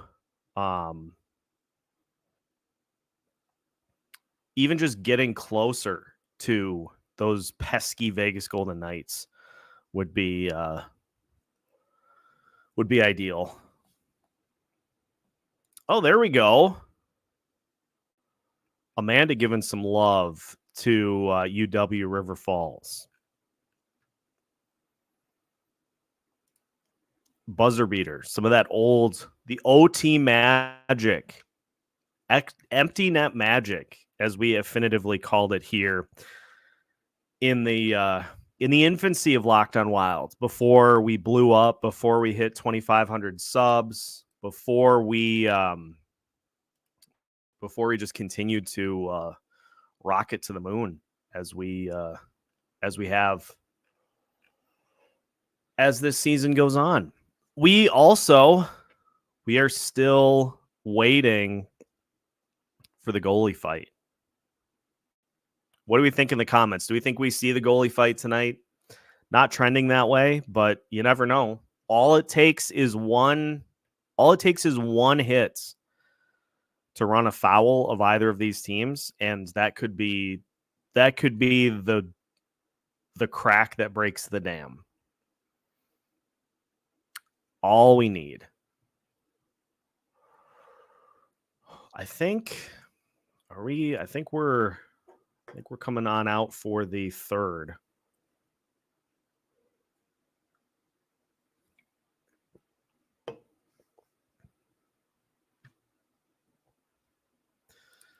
The attendees tonight, it's Fleury and Binner. Round 3. And so far it's 1-1 since Fleury got here. I think him and Binner have locked in 3. I think this is the third time that they have locked in together. So the Wild have had 13 shots blocked. The broadcast is not showing shot attempts after the first period because my guess is they're probably still at about 30%, which is not great.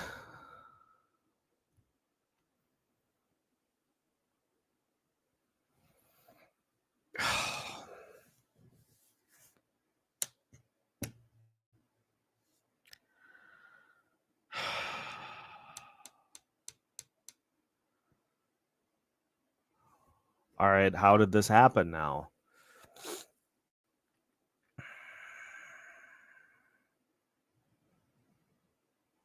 Oh my God, 3-on-1.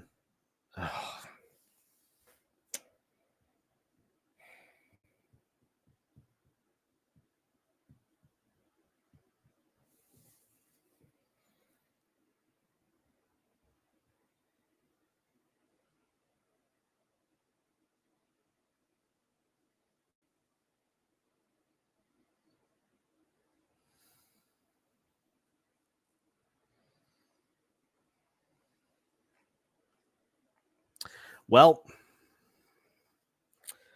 I think that'll about do it. And once again, we get a tantalizing tease over the last 3 games to set ourselves up in position to not get any points in regulation.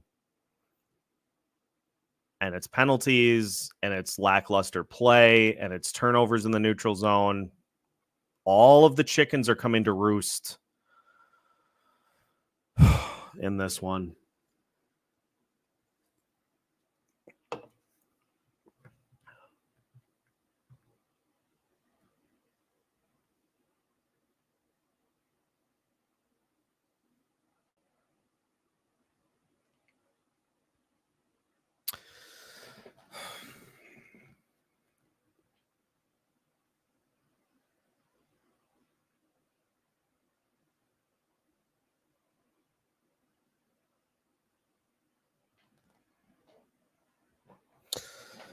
See, we've moved ourselves now to like 15 or 16 in the draft standings because of this run, because of this insistence to make the playoffs, to get to the postseason.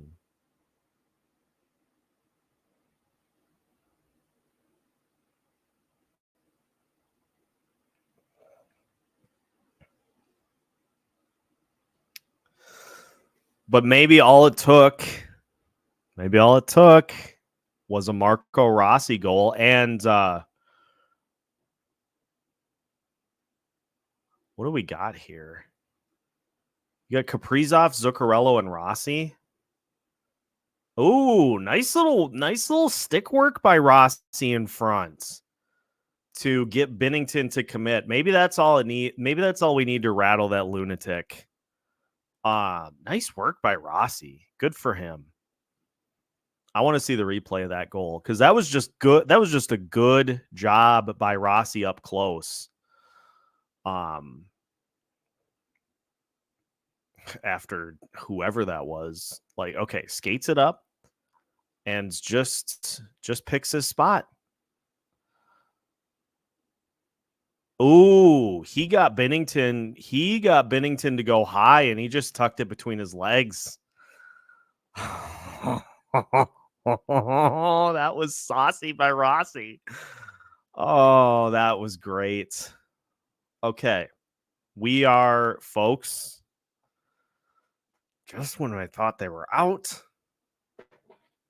pull me back in. That was Kaprizov, Zuccarello, and Rossi on that goal, by the way. So maybe Carcass has been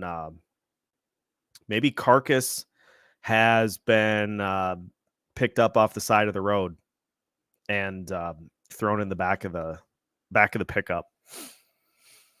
Okay, 2-1. Now let's go. Mate, you know what would be great? Would be going on the power play and immediately scoring the tying goal. Marcus the Dirty Carcass.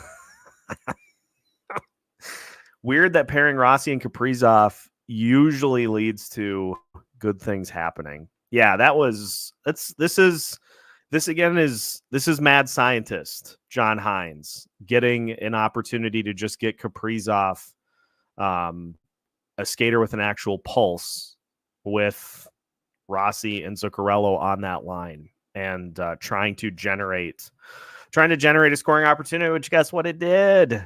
So credit to Dr. Heinzenstein, and yeah, good call, coach, and it worked. What was I gonna look at here?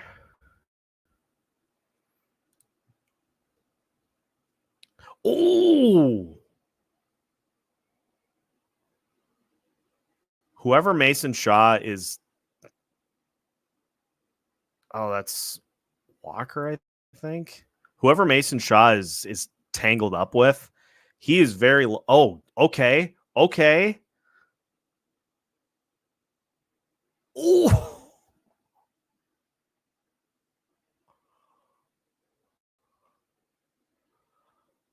Folks, Mason Shaw landed some punches. They're going at it. Okay. Let Mason Shaw make an impact. See what happens.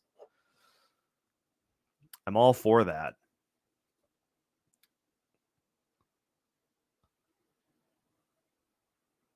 Yeah, dude comes in from the. Oh, are you kidding me? Dude comes in from the back of the play like he's hot shit, and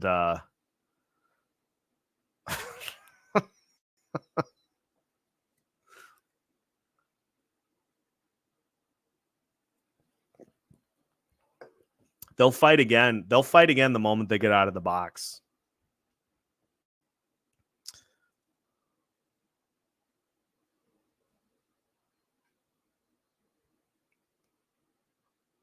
Oh, okay. Hines is pissed off too.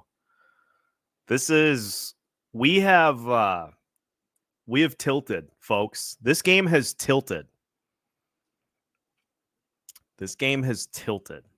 Let's just go full circus to end it.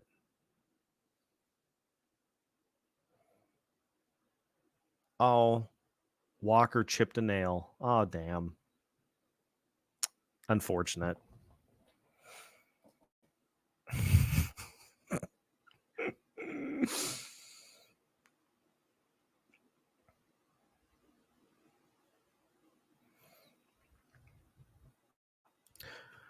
What are we at for face-off numbers here? I don't even want to look. Honestly, it's not as bad as I thought it was going to be. They've won 14 and lost 21, but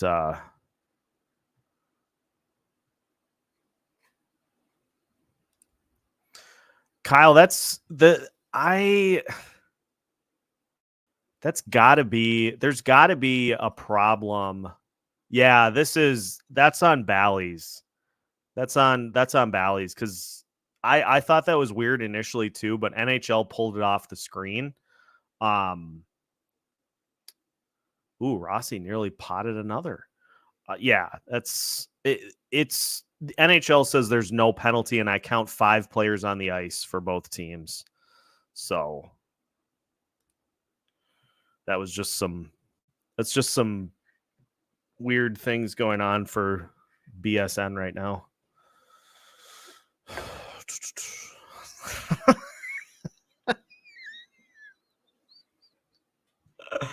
Oh, good work, Kyle. Good work. Welcome to the stream. Welcome back anytime. Anybody that can throw in something that gets me to laugh is always welcomed back. And even everybody that hops in here is welcomed back every time.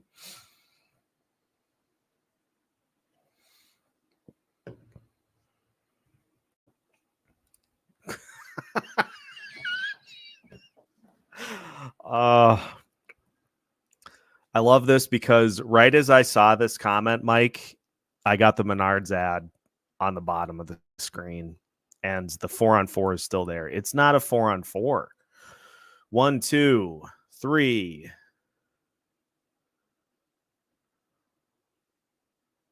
There were 2 other players. Now we got something else going on. Yeah, face-offs have always been for this Wild team. And honestly, like,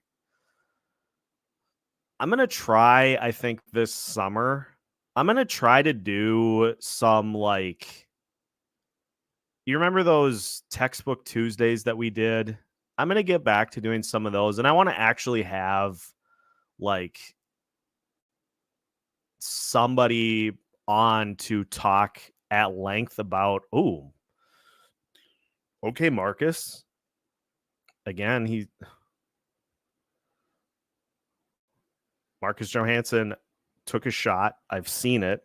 I've seen it with my own eyes. I want to have somebody on the show in the off season to talk about face-offs, because there's a lot that goes into it from my untrained eye. Reaction time, but you also have to be like, there's a dance to it. Like there's an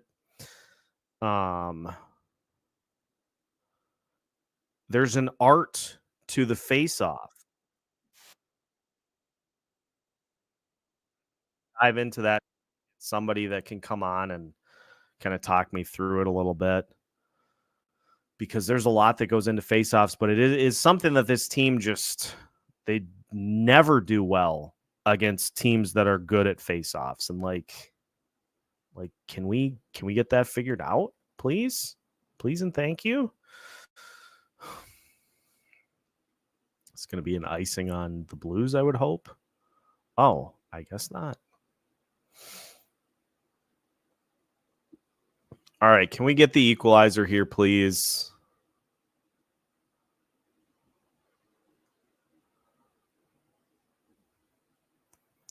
Did Nojo get threatened with the press box?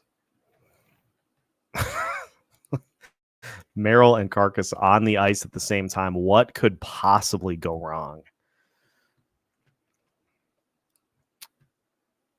Ronald, we're glad you're here with us. The night is young. You'll still be able to get plenty of rides in tonight. It's a Saturday night. It's nice out. It's St. Patrick's Day weekend. You'll have plenty once the game is done.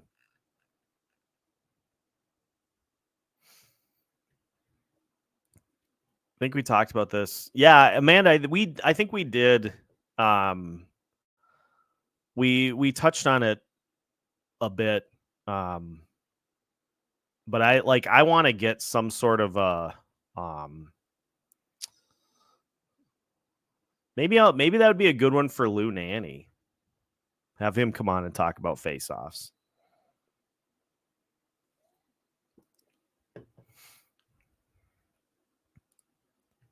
John Merrill prevented the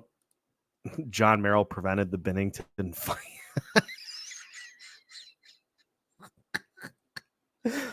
Oh, that's good. That's good.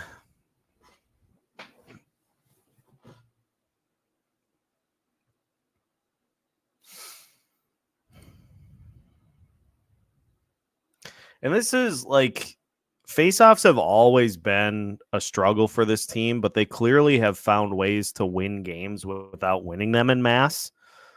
But it does seem like it frequently pops up. Oh, sweet stretch pass that just missed everybody for an icing. It seems like it's something that pops up against particular teams frequently. Rossi's hit his second gear because he's unhindered by the carcass. Not going to... Oh, Los Angeles Kings on the board. I wonder who scored it. Let's take a guess. Oh, of course he did. Ladies and gentlemen, his 22nd goal of the season. He's also a -1 on the night and picks up his 58th point of the year. Ladies and gentlemen, Kevin Fiala. ESPN, you are killing me with these ads. I don't know how many times I have to tell you I do not want them to autoplay when I open up your website, and yet you continue to autoplay them when I open up your website.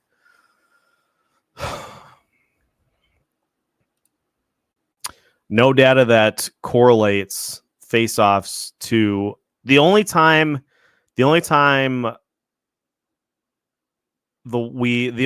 it ever seems to be a thing is when the Dallas Stars win a face-off on the power play and turn it into an immediate shot and score.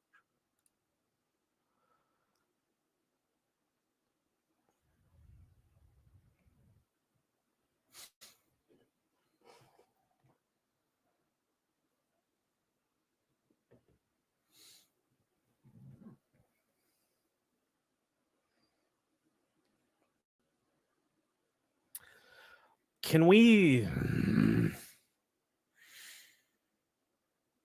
I would love if this team would just stop, because there was another one just now. Brock Faber tried to pass it to the top of the Blues zone, and it got intercepted.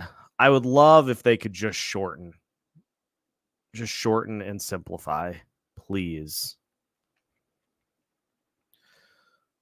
Ooh, Boldy with an opportunity on the bin, but the bin slams shut. Can we see a replay of that? Yes, please. See, that's why they're... Did he go right into his chest?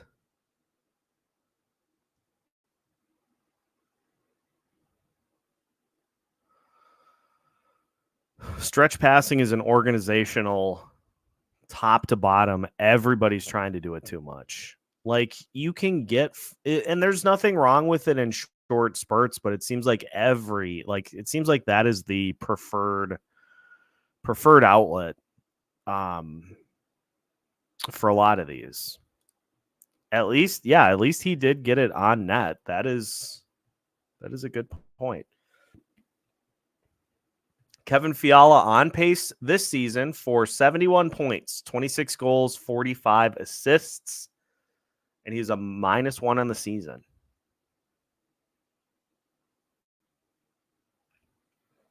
Would you qualify that as a disappointing year for Fiala? I don't know. That's interesting. He had 72 points last year in 69 games.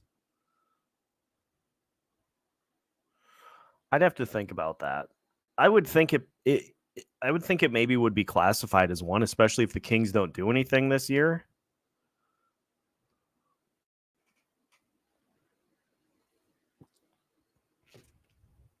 Something to think about.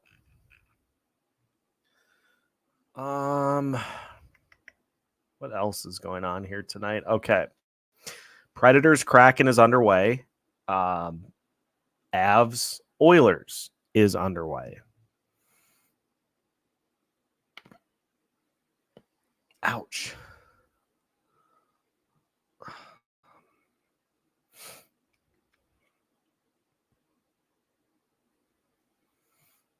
We've got 10 minutes left. Why do I feel like we're going to get, and why do I feel like an empty netter is coming? And I don't mean a Blues empty netter. I mean a goal with the extra attacker. I like where Mike's train of thought is, and Amanda, that we're going to get a late we're going to get a late goal to tie this thing up. Okay, so Boldy gets the. Yeah, I think Boldy was trying to do the exact same thing Rossi did on that breakaway attempt. It's just Binnington realized it quicker and slammed the 5-hole shut. All right, here's Murat on the faceoff. And hey, look at that. Who's Nadinov won the faceoff? Almost as if he should be getting more of those. But what do I know?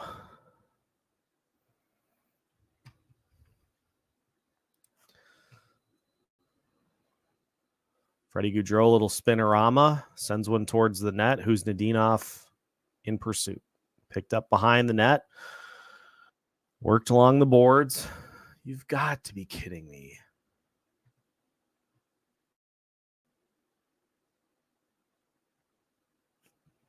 All right.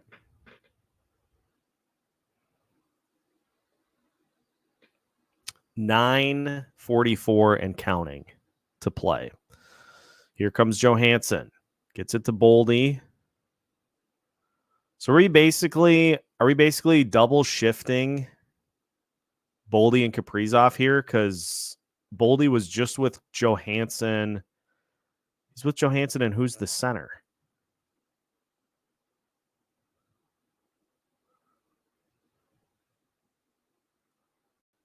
What is going on here?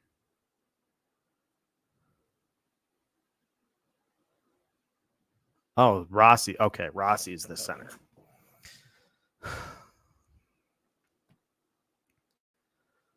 Some strange things going on in this game.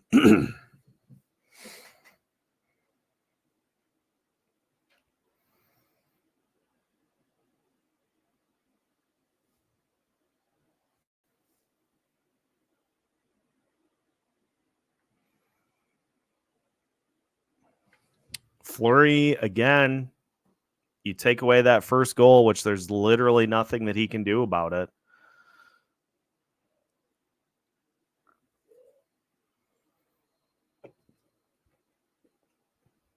And we got ourselves a 1-1.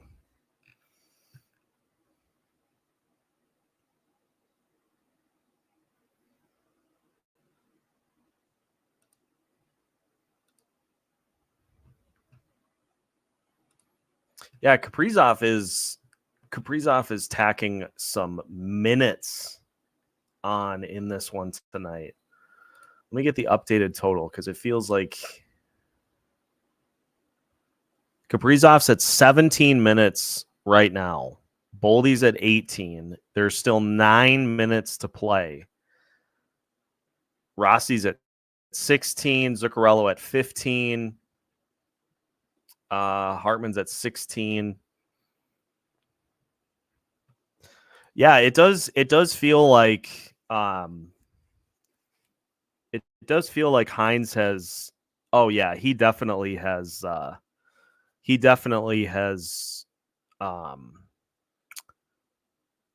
cut this to like 3 lines maybe, because Vinny Lettieri has 5 minutes, Lucchini has 7, and Shaw has 5.5.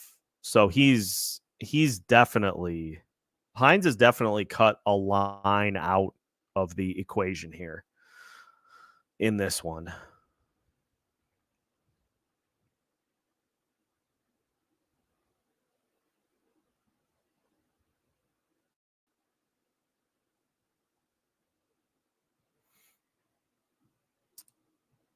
I'll take a call for Murat's speed and more of it. I'm never going to turn that down.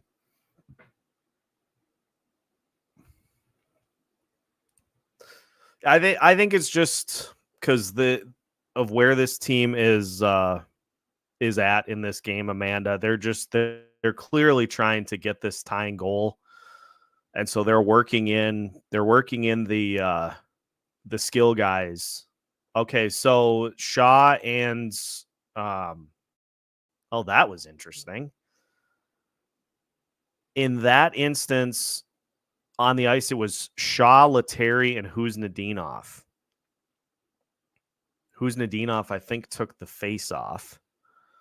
And now Kirill Zuccarello. Who else is out here? Rossi. Yeah. So John Hines is basically told Marcus Johansson, take a seat. Point blank look, sails to the left, kicked out all the way to the top of the zone. This is why we do it, Ronald, is just an outlet for fans to come be part of the community, watch the game, good or bad. We all hang out and talk things through. That's why we do it. We're getting rapidly to the point where Locked On Wild is ascending past simply a show and is turning into a full-fledged community experience. That's what we're hoping for. That's where we are trying to go, is that it's not a show. Like there's content obviously that's made, but like we're turning it into just a complete community feel. And I hope you're enjoying.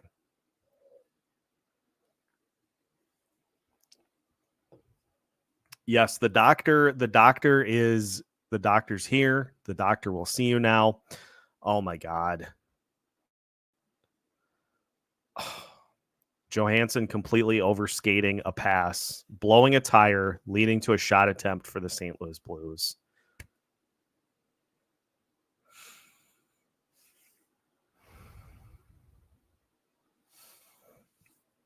He got self-olayed. Oh.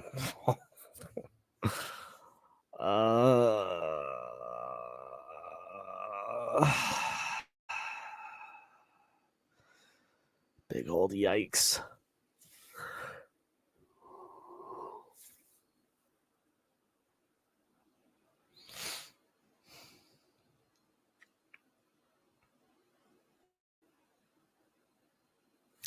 Who's going to step up? Who's going to do it? Who's going to score the tying goal?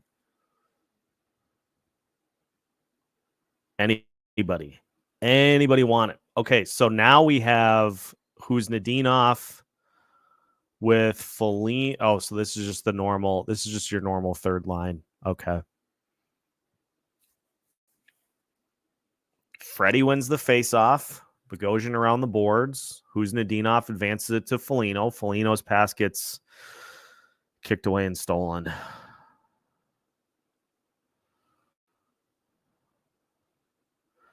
They just have been Billy Madison lunch lady level sloppy with the puck.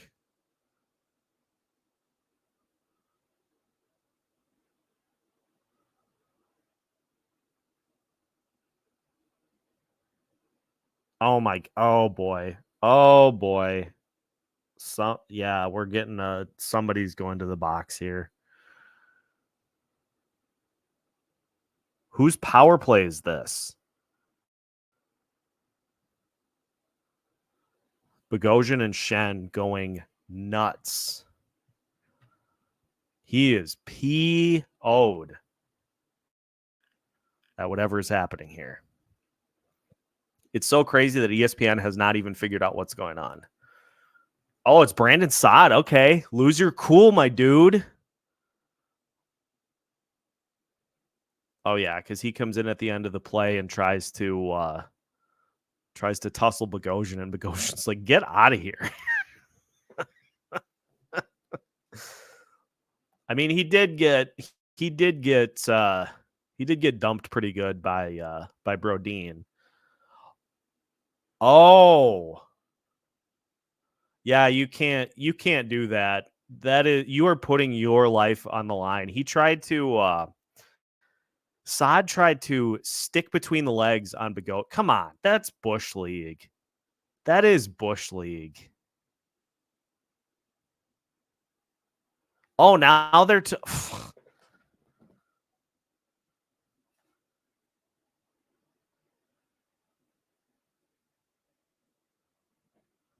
Of course. Why would you give the Wild a power play?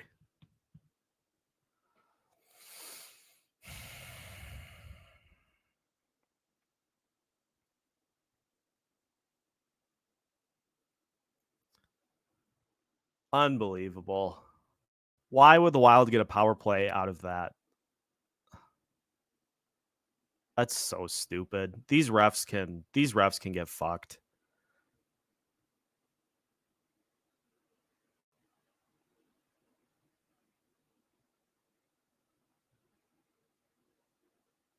That's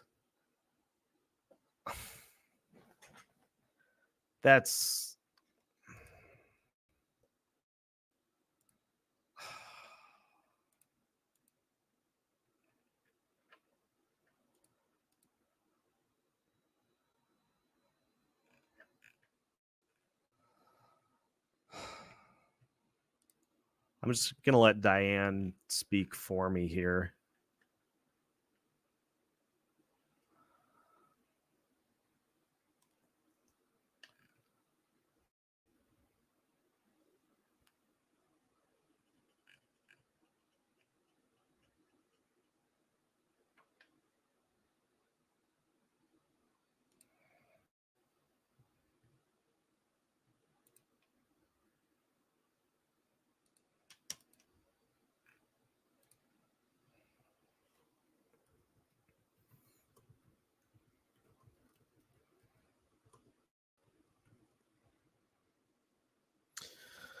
Ooh.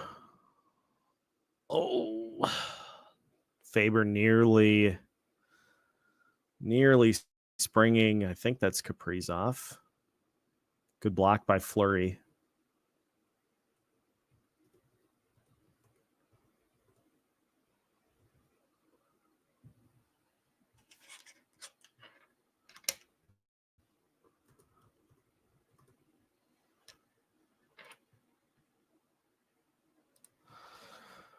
All right. 5:13 to play.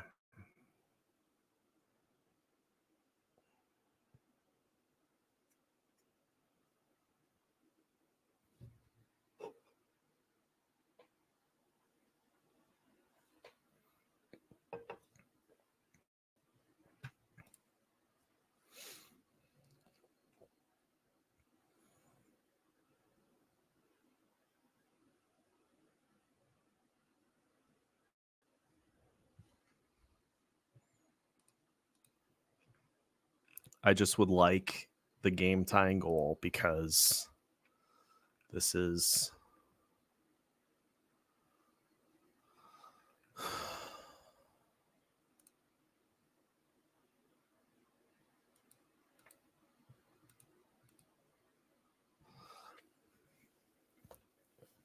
all right. 4-on-4 is over.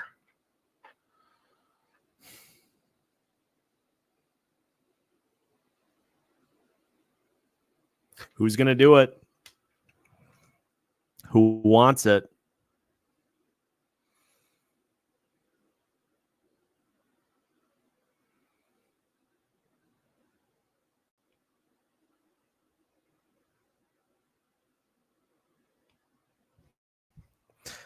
I'd love nothing more than for Marco Rossi to pot the game winner. Turnover picked up at the top of the zone. Push it right back in, fellas. Binnington with the save.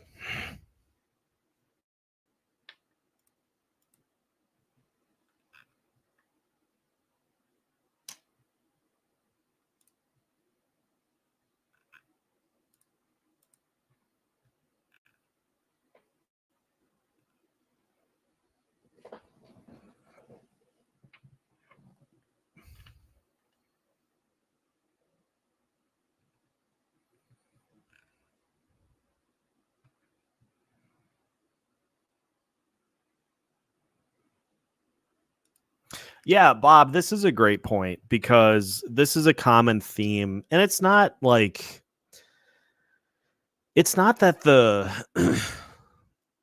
it's not that the Wilds necessarily like I don't know. If they I think set the tone early on in this game, I think it just gives you a better opportunity to try to get that first goal. The Wild, I think, let the Blues kind of dictate and then tried to match, as opposed to coming out of the gate swinging and forcing the Blues to match. If you do that, it's we're not talking about going up against the Colorado Avalanche. Like if you simply bring it from the start, you probably put yourself in position to be at least tied here instead of trailing.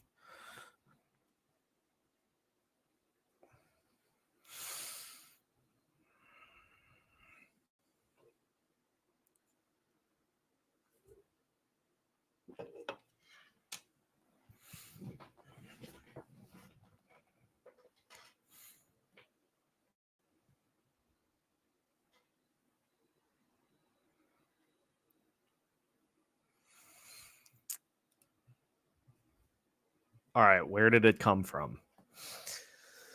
Bogosian up top, works it around to Zuccarello, tap in right in front.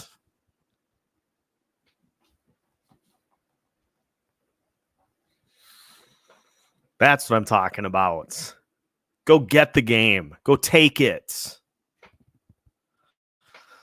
That's 35. 35 for Kaprizov.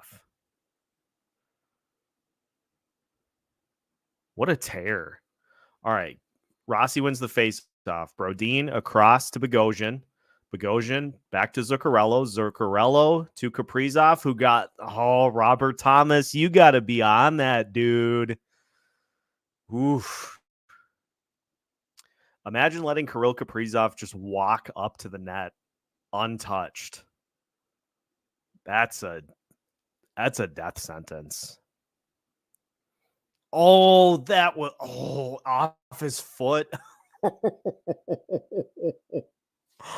Off his foot.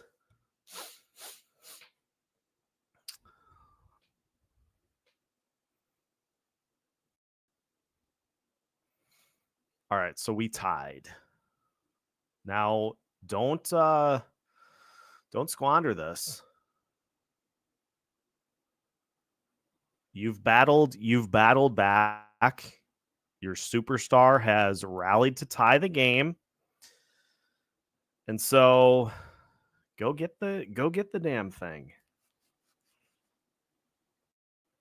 Yeah, Bob, that was so cool. Kaprizov just sneaking around the net and putting himself in position. That's that. And look, I know we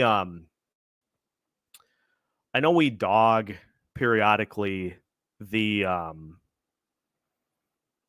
Kaprizov Zuccarello combination because it quite often leads to too many passes. But that's the exact reason that goal happens, is because of that chemistry between Kaprizov and Zuccarello. And so I don't mind Hines going to that combo to try to make a winning play, but Dougie's right on here. He's spot on.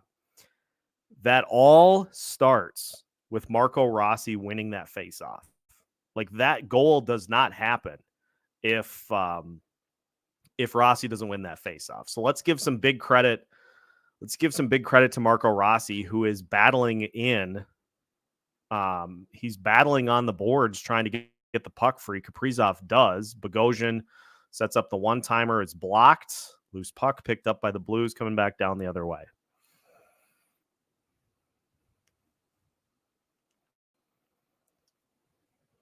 I would love for this to be a regulation win. I would be so amped. I might do the hot chip challenge. If the Wild win this game in regulation, I will do the hot chip challenge. Throwing that out there. Putting my mouth on the line. Up to you, Minnesota Wilds, to make it happen. If the Wilds pick up the win in regulation here, I'll do the chip challenge. Now it's up to them to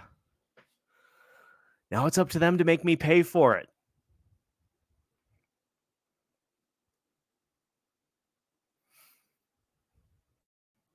What's up, Chase?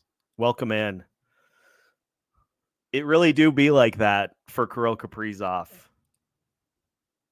His 35th goal, I believe that's his 75th point of the season.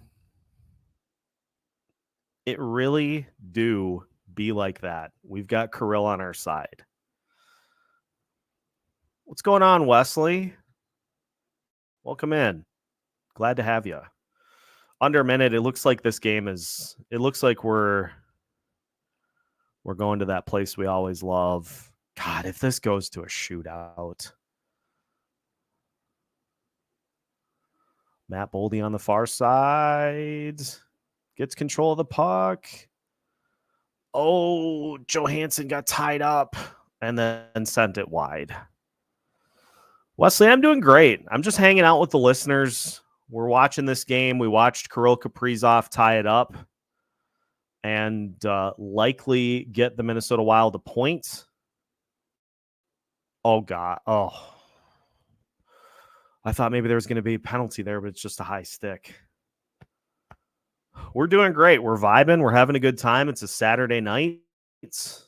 What could be better?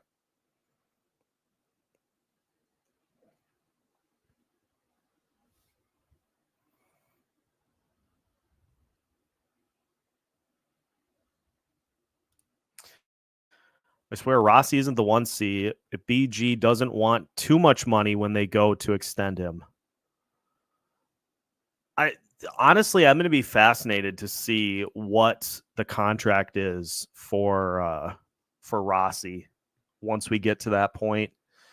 Because, I mean, he's got 18 goals right now, and it's pretty clear that his NHL play is like he's an impact guy.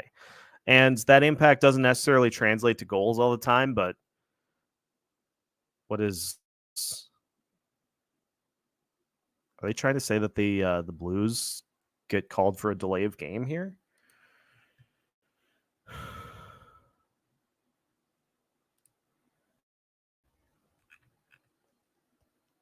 Oh, they're going to review it. I'll be back in a tick. Ooh. Are we getting a power play here? Oh, Wesley's a Blues fan. Well, hey, you can hop in here. We don't hold this to strictly Wild fans.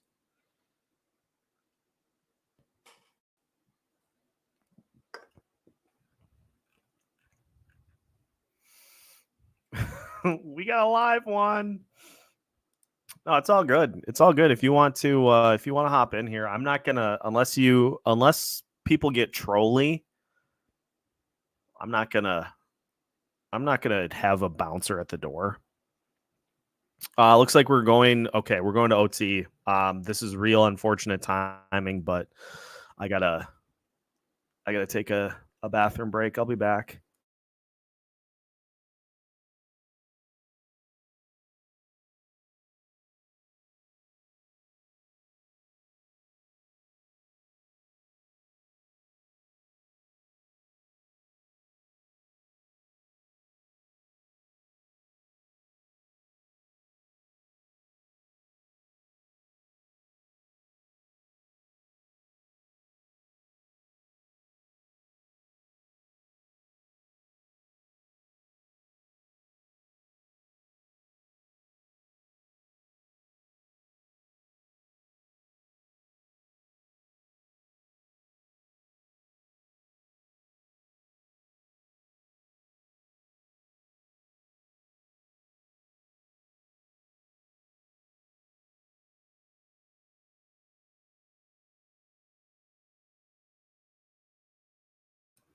John Merrill is the Locked on Wild bouncer. Yeah, sorry, folks. That was unfortunate timing, but you know, got to do what you got to do, and we're having a few of the ice cold mountains. Sometimes you got to do it. All right, Wild have a power play here. They got a 4-on-3. You gotta go on the attack. Like, go win the thing. You don't have to go empty net unless you want a 5-on-3, but go win this. Go win the game. You got yourself a point. Go get 2.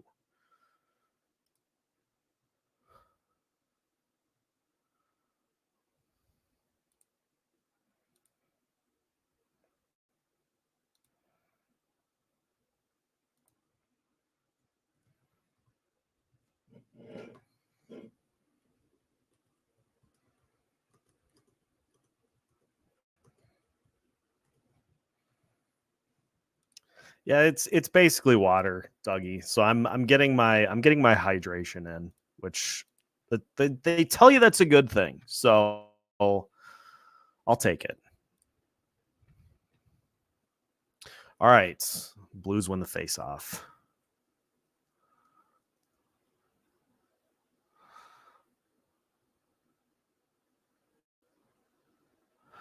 Okay, now what? So they waved off the. That's confusing. So they had called a power play, and now there isn't one. I'm large levels of confused. Let me see if Joe Smith has anything. Yeah, I am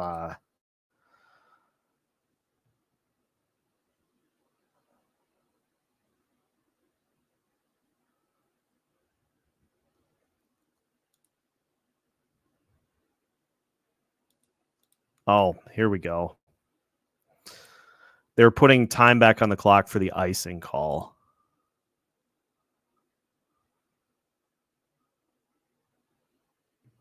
Woof.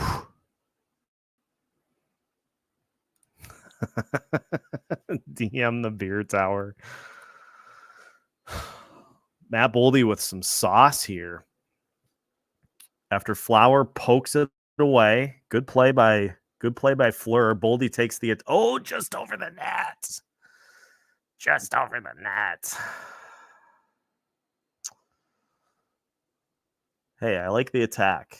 See, this is like, it may not be a full game of Matt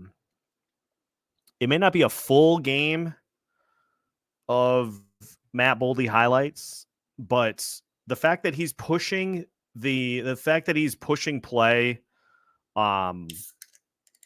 is I'm good with that. Like, you want your biggest players to take the lead in the biggest games. And so the fact that Boldy's been pushing, the fact that he had the breakaway, the fact that he had that play right there. More, please. Just like my Qdoba, I will take another helping. All right, we got Boldy, Faber, and who's the third here? Back out, camera. Pan out. Ooh, Zuccarello. Okay.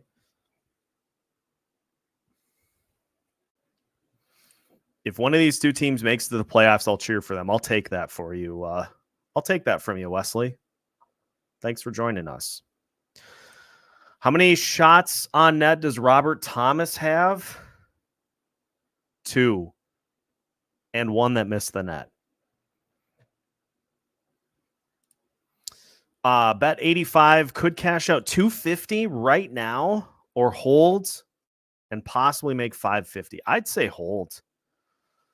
But then again, I'm not a betting expert, but if you have the opportunity to go for 550, I say do so. Ooh, Kaprizov had an opportunity for Boldy. Just got disrupted by a Blues stick. Come on, fellas.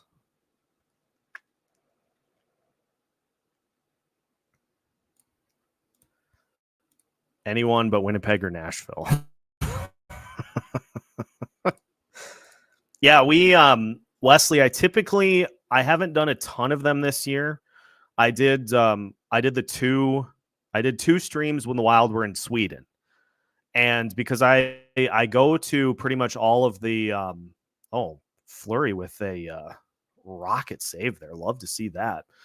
I typically do these, for road games. Going to try to do more of them next season. Just hang out and just have a good time. Glad you found us. All right. We got 33 seconds left in OT.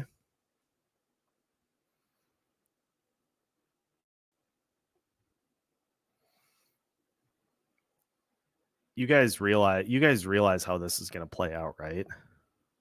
I'll tell you when we get there. I'll tell you when we get to that point because I don't want to jinx it. Yeah, there has been a lot of traffic in front, Diane.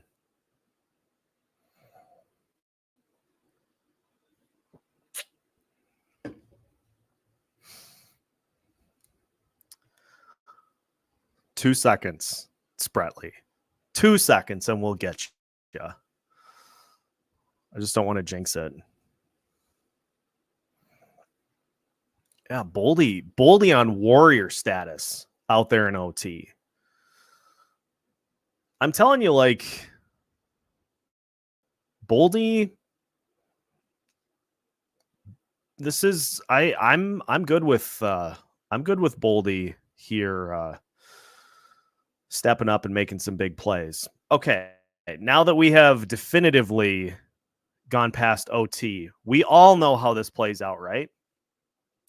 Freddie Gaudreau with the shootout winner. Right? Like, you know it's coming. You know it's coming. Freddie Gaudreau is going to win this in a shootout for the Minnesota Wild because we haven't, like, is this the first? Is this the, like, second shootout since John Hynes took over? They just don't go to the shootout. Like, I'm going to have to look now. Okay. Let's go back. St. Louis Blues game. Where are you? There you are. Okay, we've gone to two. We've gone to two shootouts under John Hynes. 2-0. So Freddie Gaudreau is going to win it here in the shootout, or I'm going to be a mess. To be fair, I pretty much already am.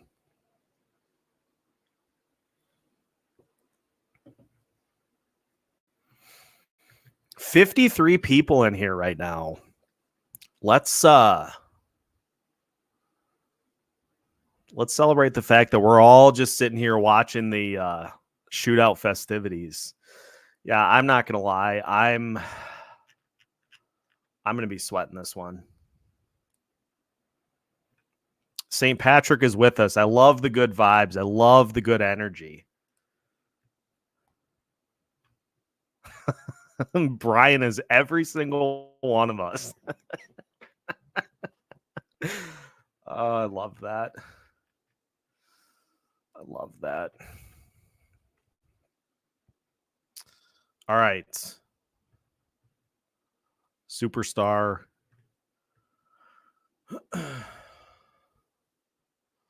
So they start with Robert Thomas. All right. Here we go.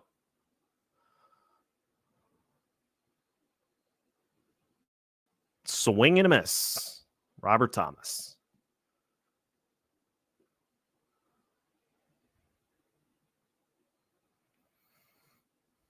Tried to go with the backhand, and he tapped it just to the right. He really has, Ron. He's been solid, leading the way in points for the Blues by a mile. If we win, you'll have to do a live stream until we lose. Brian, I'll do whatever's necessary. So Zuccarello, Robert Thomas missed it wide left. Matt Zuccarello just tipped it up over the net. So both teams 0 for 1. Jake Neighbors is next.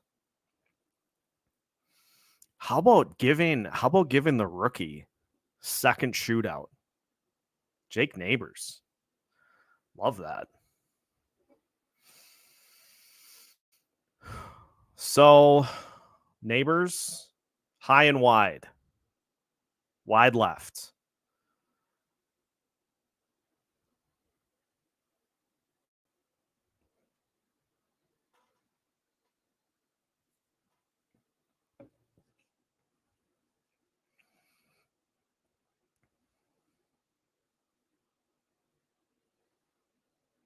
They're trying to go top level cheese. They're trying to go top level cheese on Fleury here. Kirill Kaprizov is next.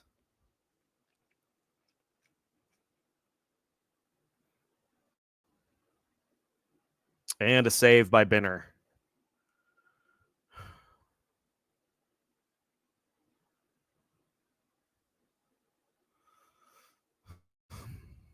I'm gonna guess by what Brian says that Braden Shen scored. I guess we'll see, because Bally's has caught up to ESPN. Oh, here we go. Risty for Braden Shen. All right, slides up middle. Little deke. Yep, he got him left. God.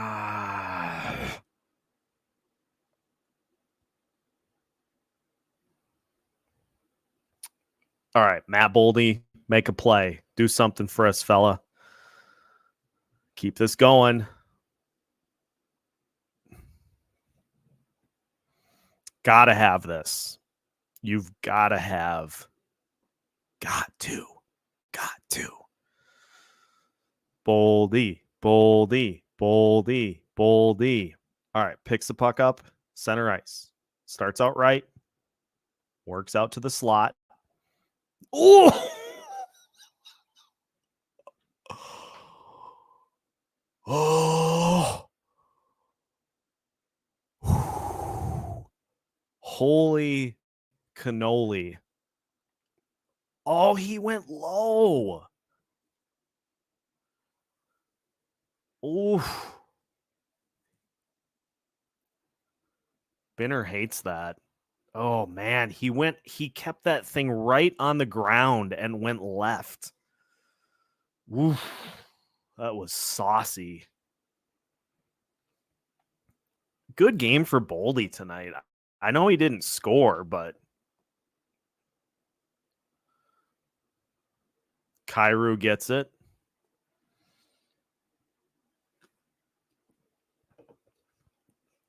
Damn it.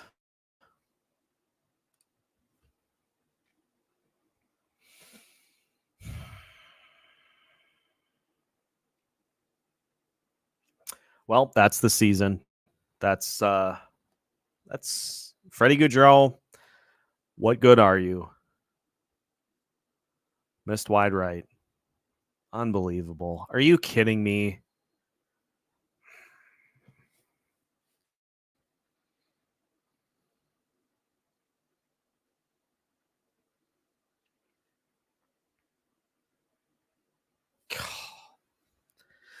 No, Leslie, you guys won. Good game.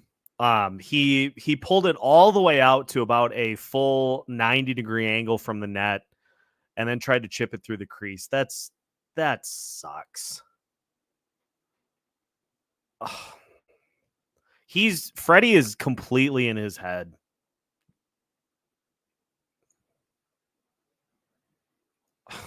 Just parallel through the crease. That's gross.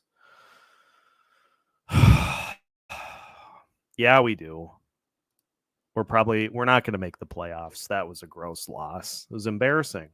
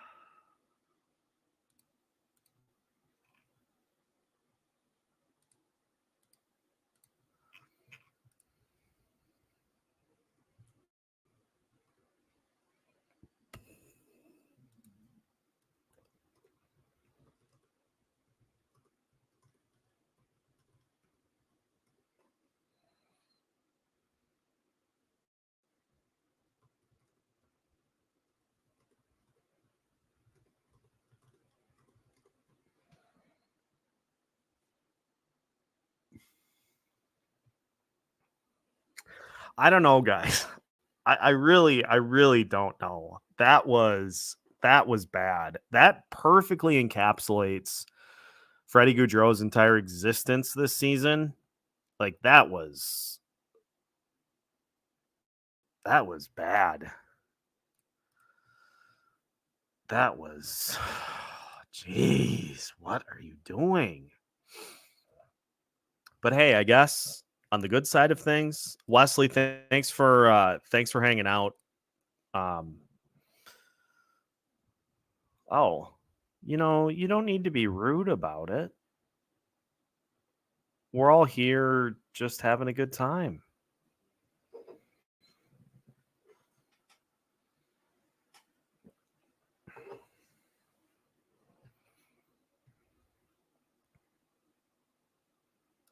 Honestly, Bubba, this season is just okay. Now we're not having fun here. So thanks. Oh boy.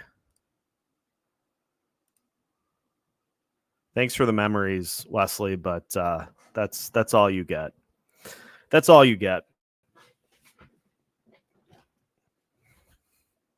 Yes. Let's get back on let's get back on track here.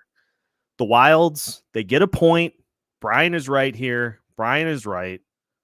Great game. That was fun. That was a fun battle between the two teams. Kirill Kaprizov made a huge play to get the game tied, and you come up short because Freddie Gaudreau can't get it done in what is supposed to be his it's supposed to be his bit. Bad game, no goalie fight. That's why I love this audience. Is that's why I love this audience. Is the bit just never stops. Like this is just so good. Yes, we are now 3 points behind the Vegas Golden Knights.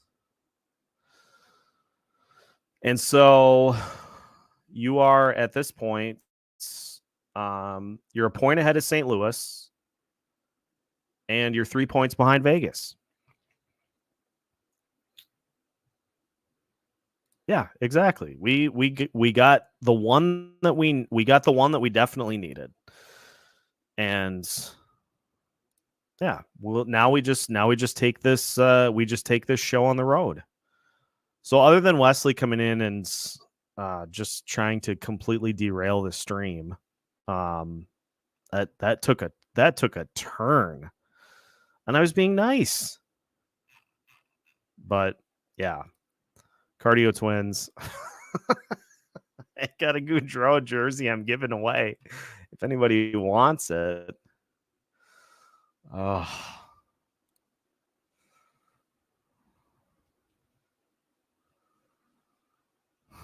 Just, yeah.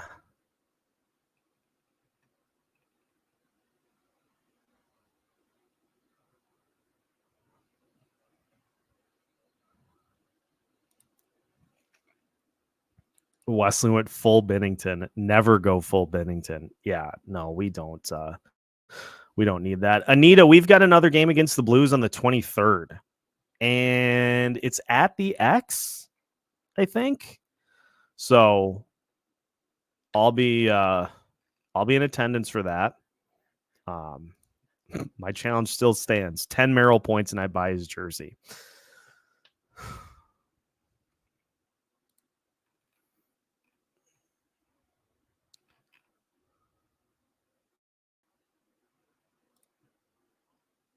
Twitter is erupting simply because I spoke the truth. Then again, Twitter is weird. Yeah, next Saturday at the X, the Wild play the Blues. Basically, every game the rest of the way as out is must win. Should we transition to postcast here, folks? I'm going to listen to John Hines' comments, and we'll postcast that. We'll talk about a few things because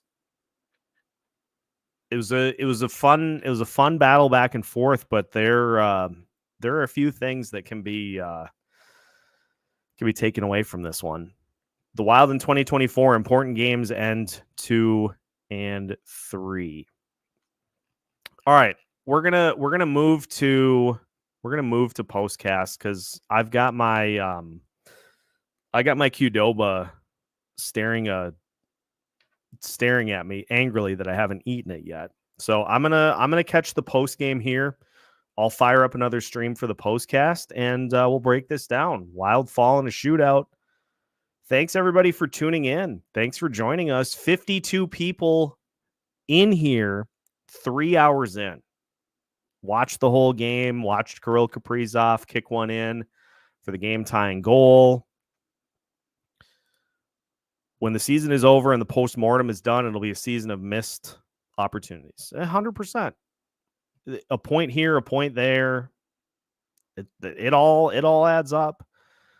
The bill comes due. Don't be like Freddie Gaudreau. Score on the like button. Everybody hit that like button before you head out here, and I'll get the postcast going here in probably 15 minutes or so, 15, 20, depending on when Hines talks. So, yeah.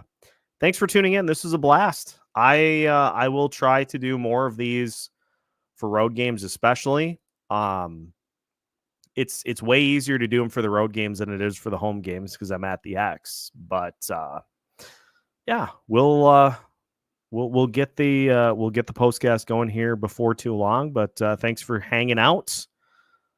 Wilds get a point, but unfortunately fall in the shootout 3-2. Make sure to subscribe to Locked On Wild if you have not already, so you don't miss out on any future content here from Locked On Wild. You can find all of our new episodes every Monday through Friday as part of the Locked On Podcast Network.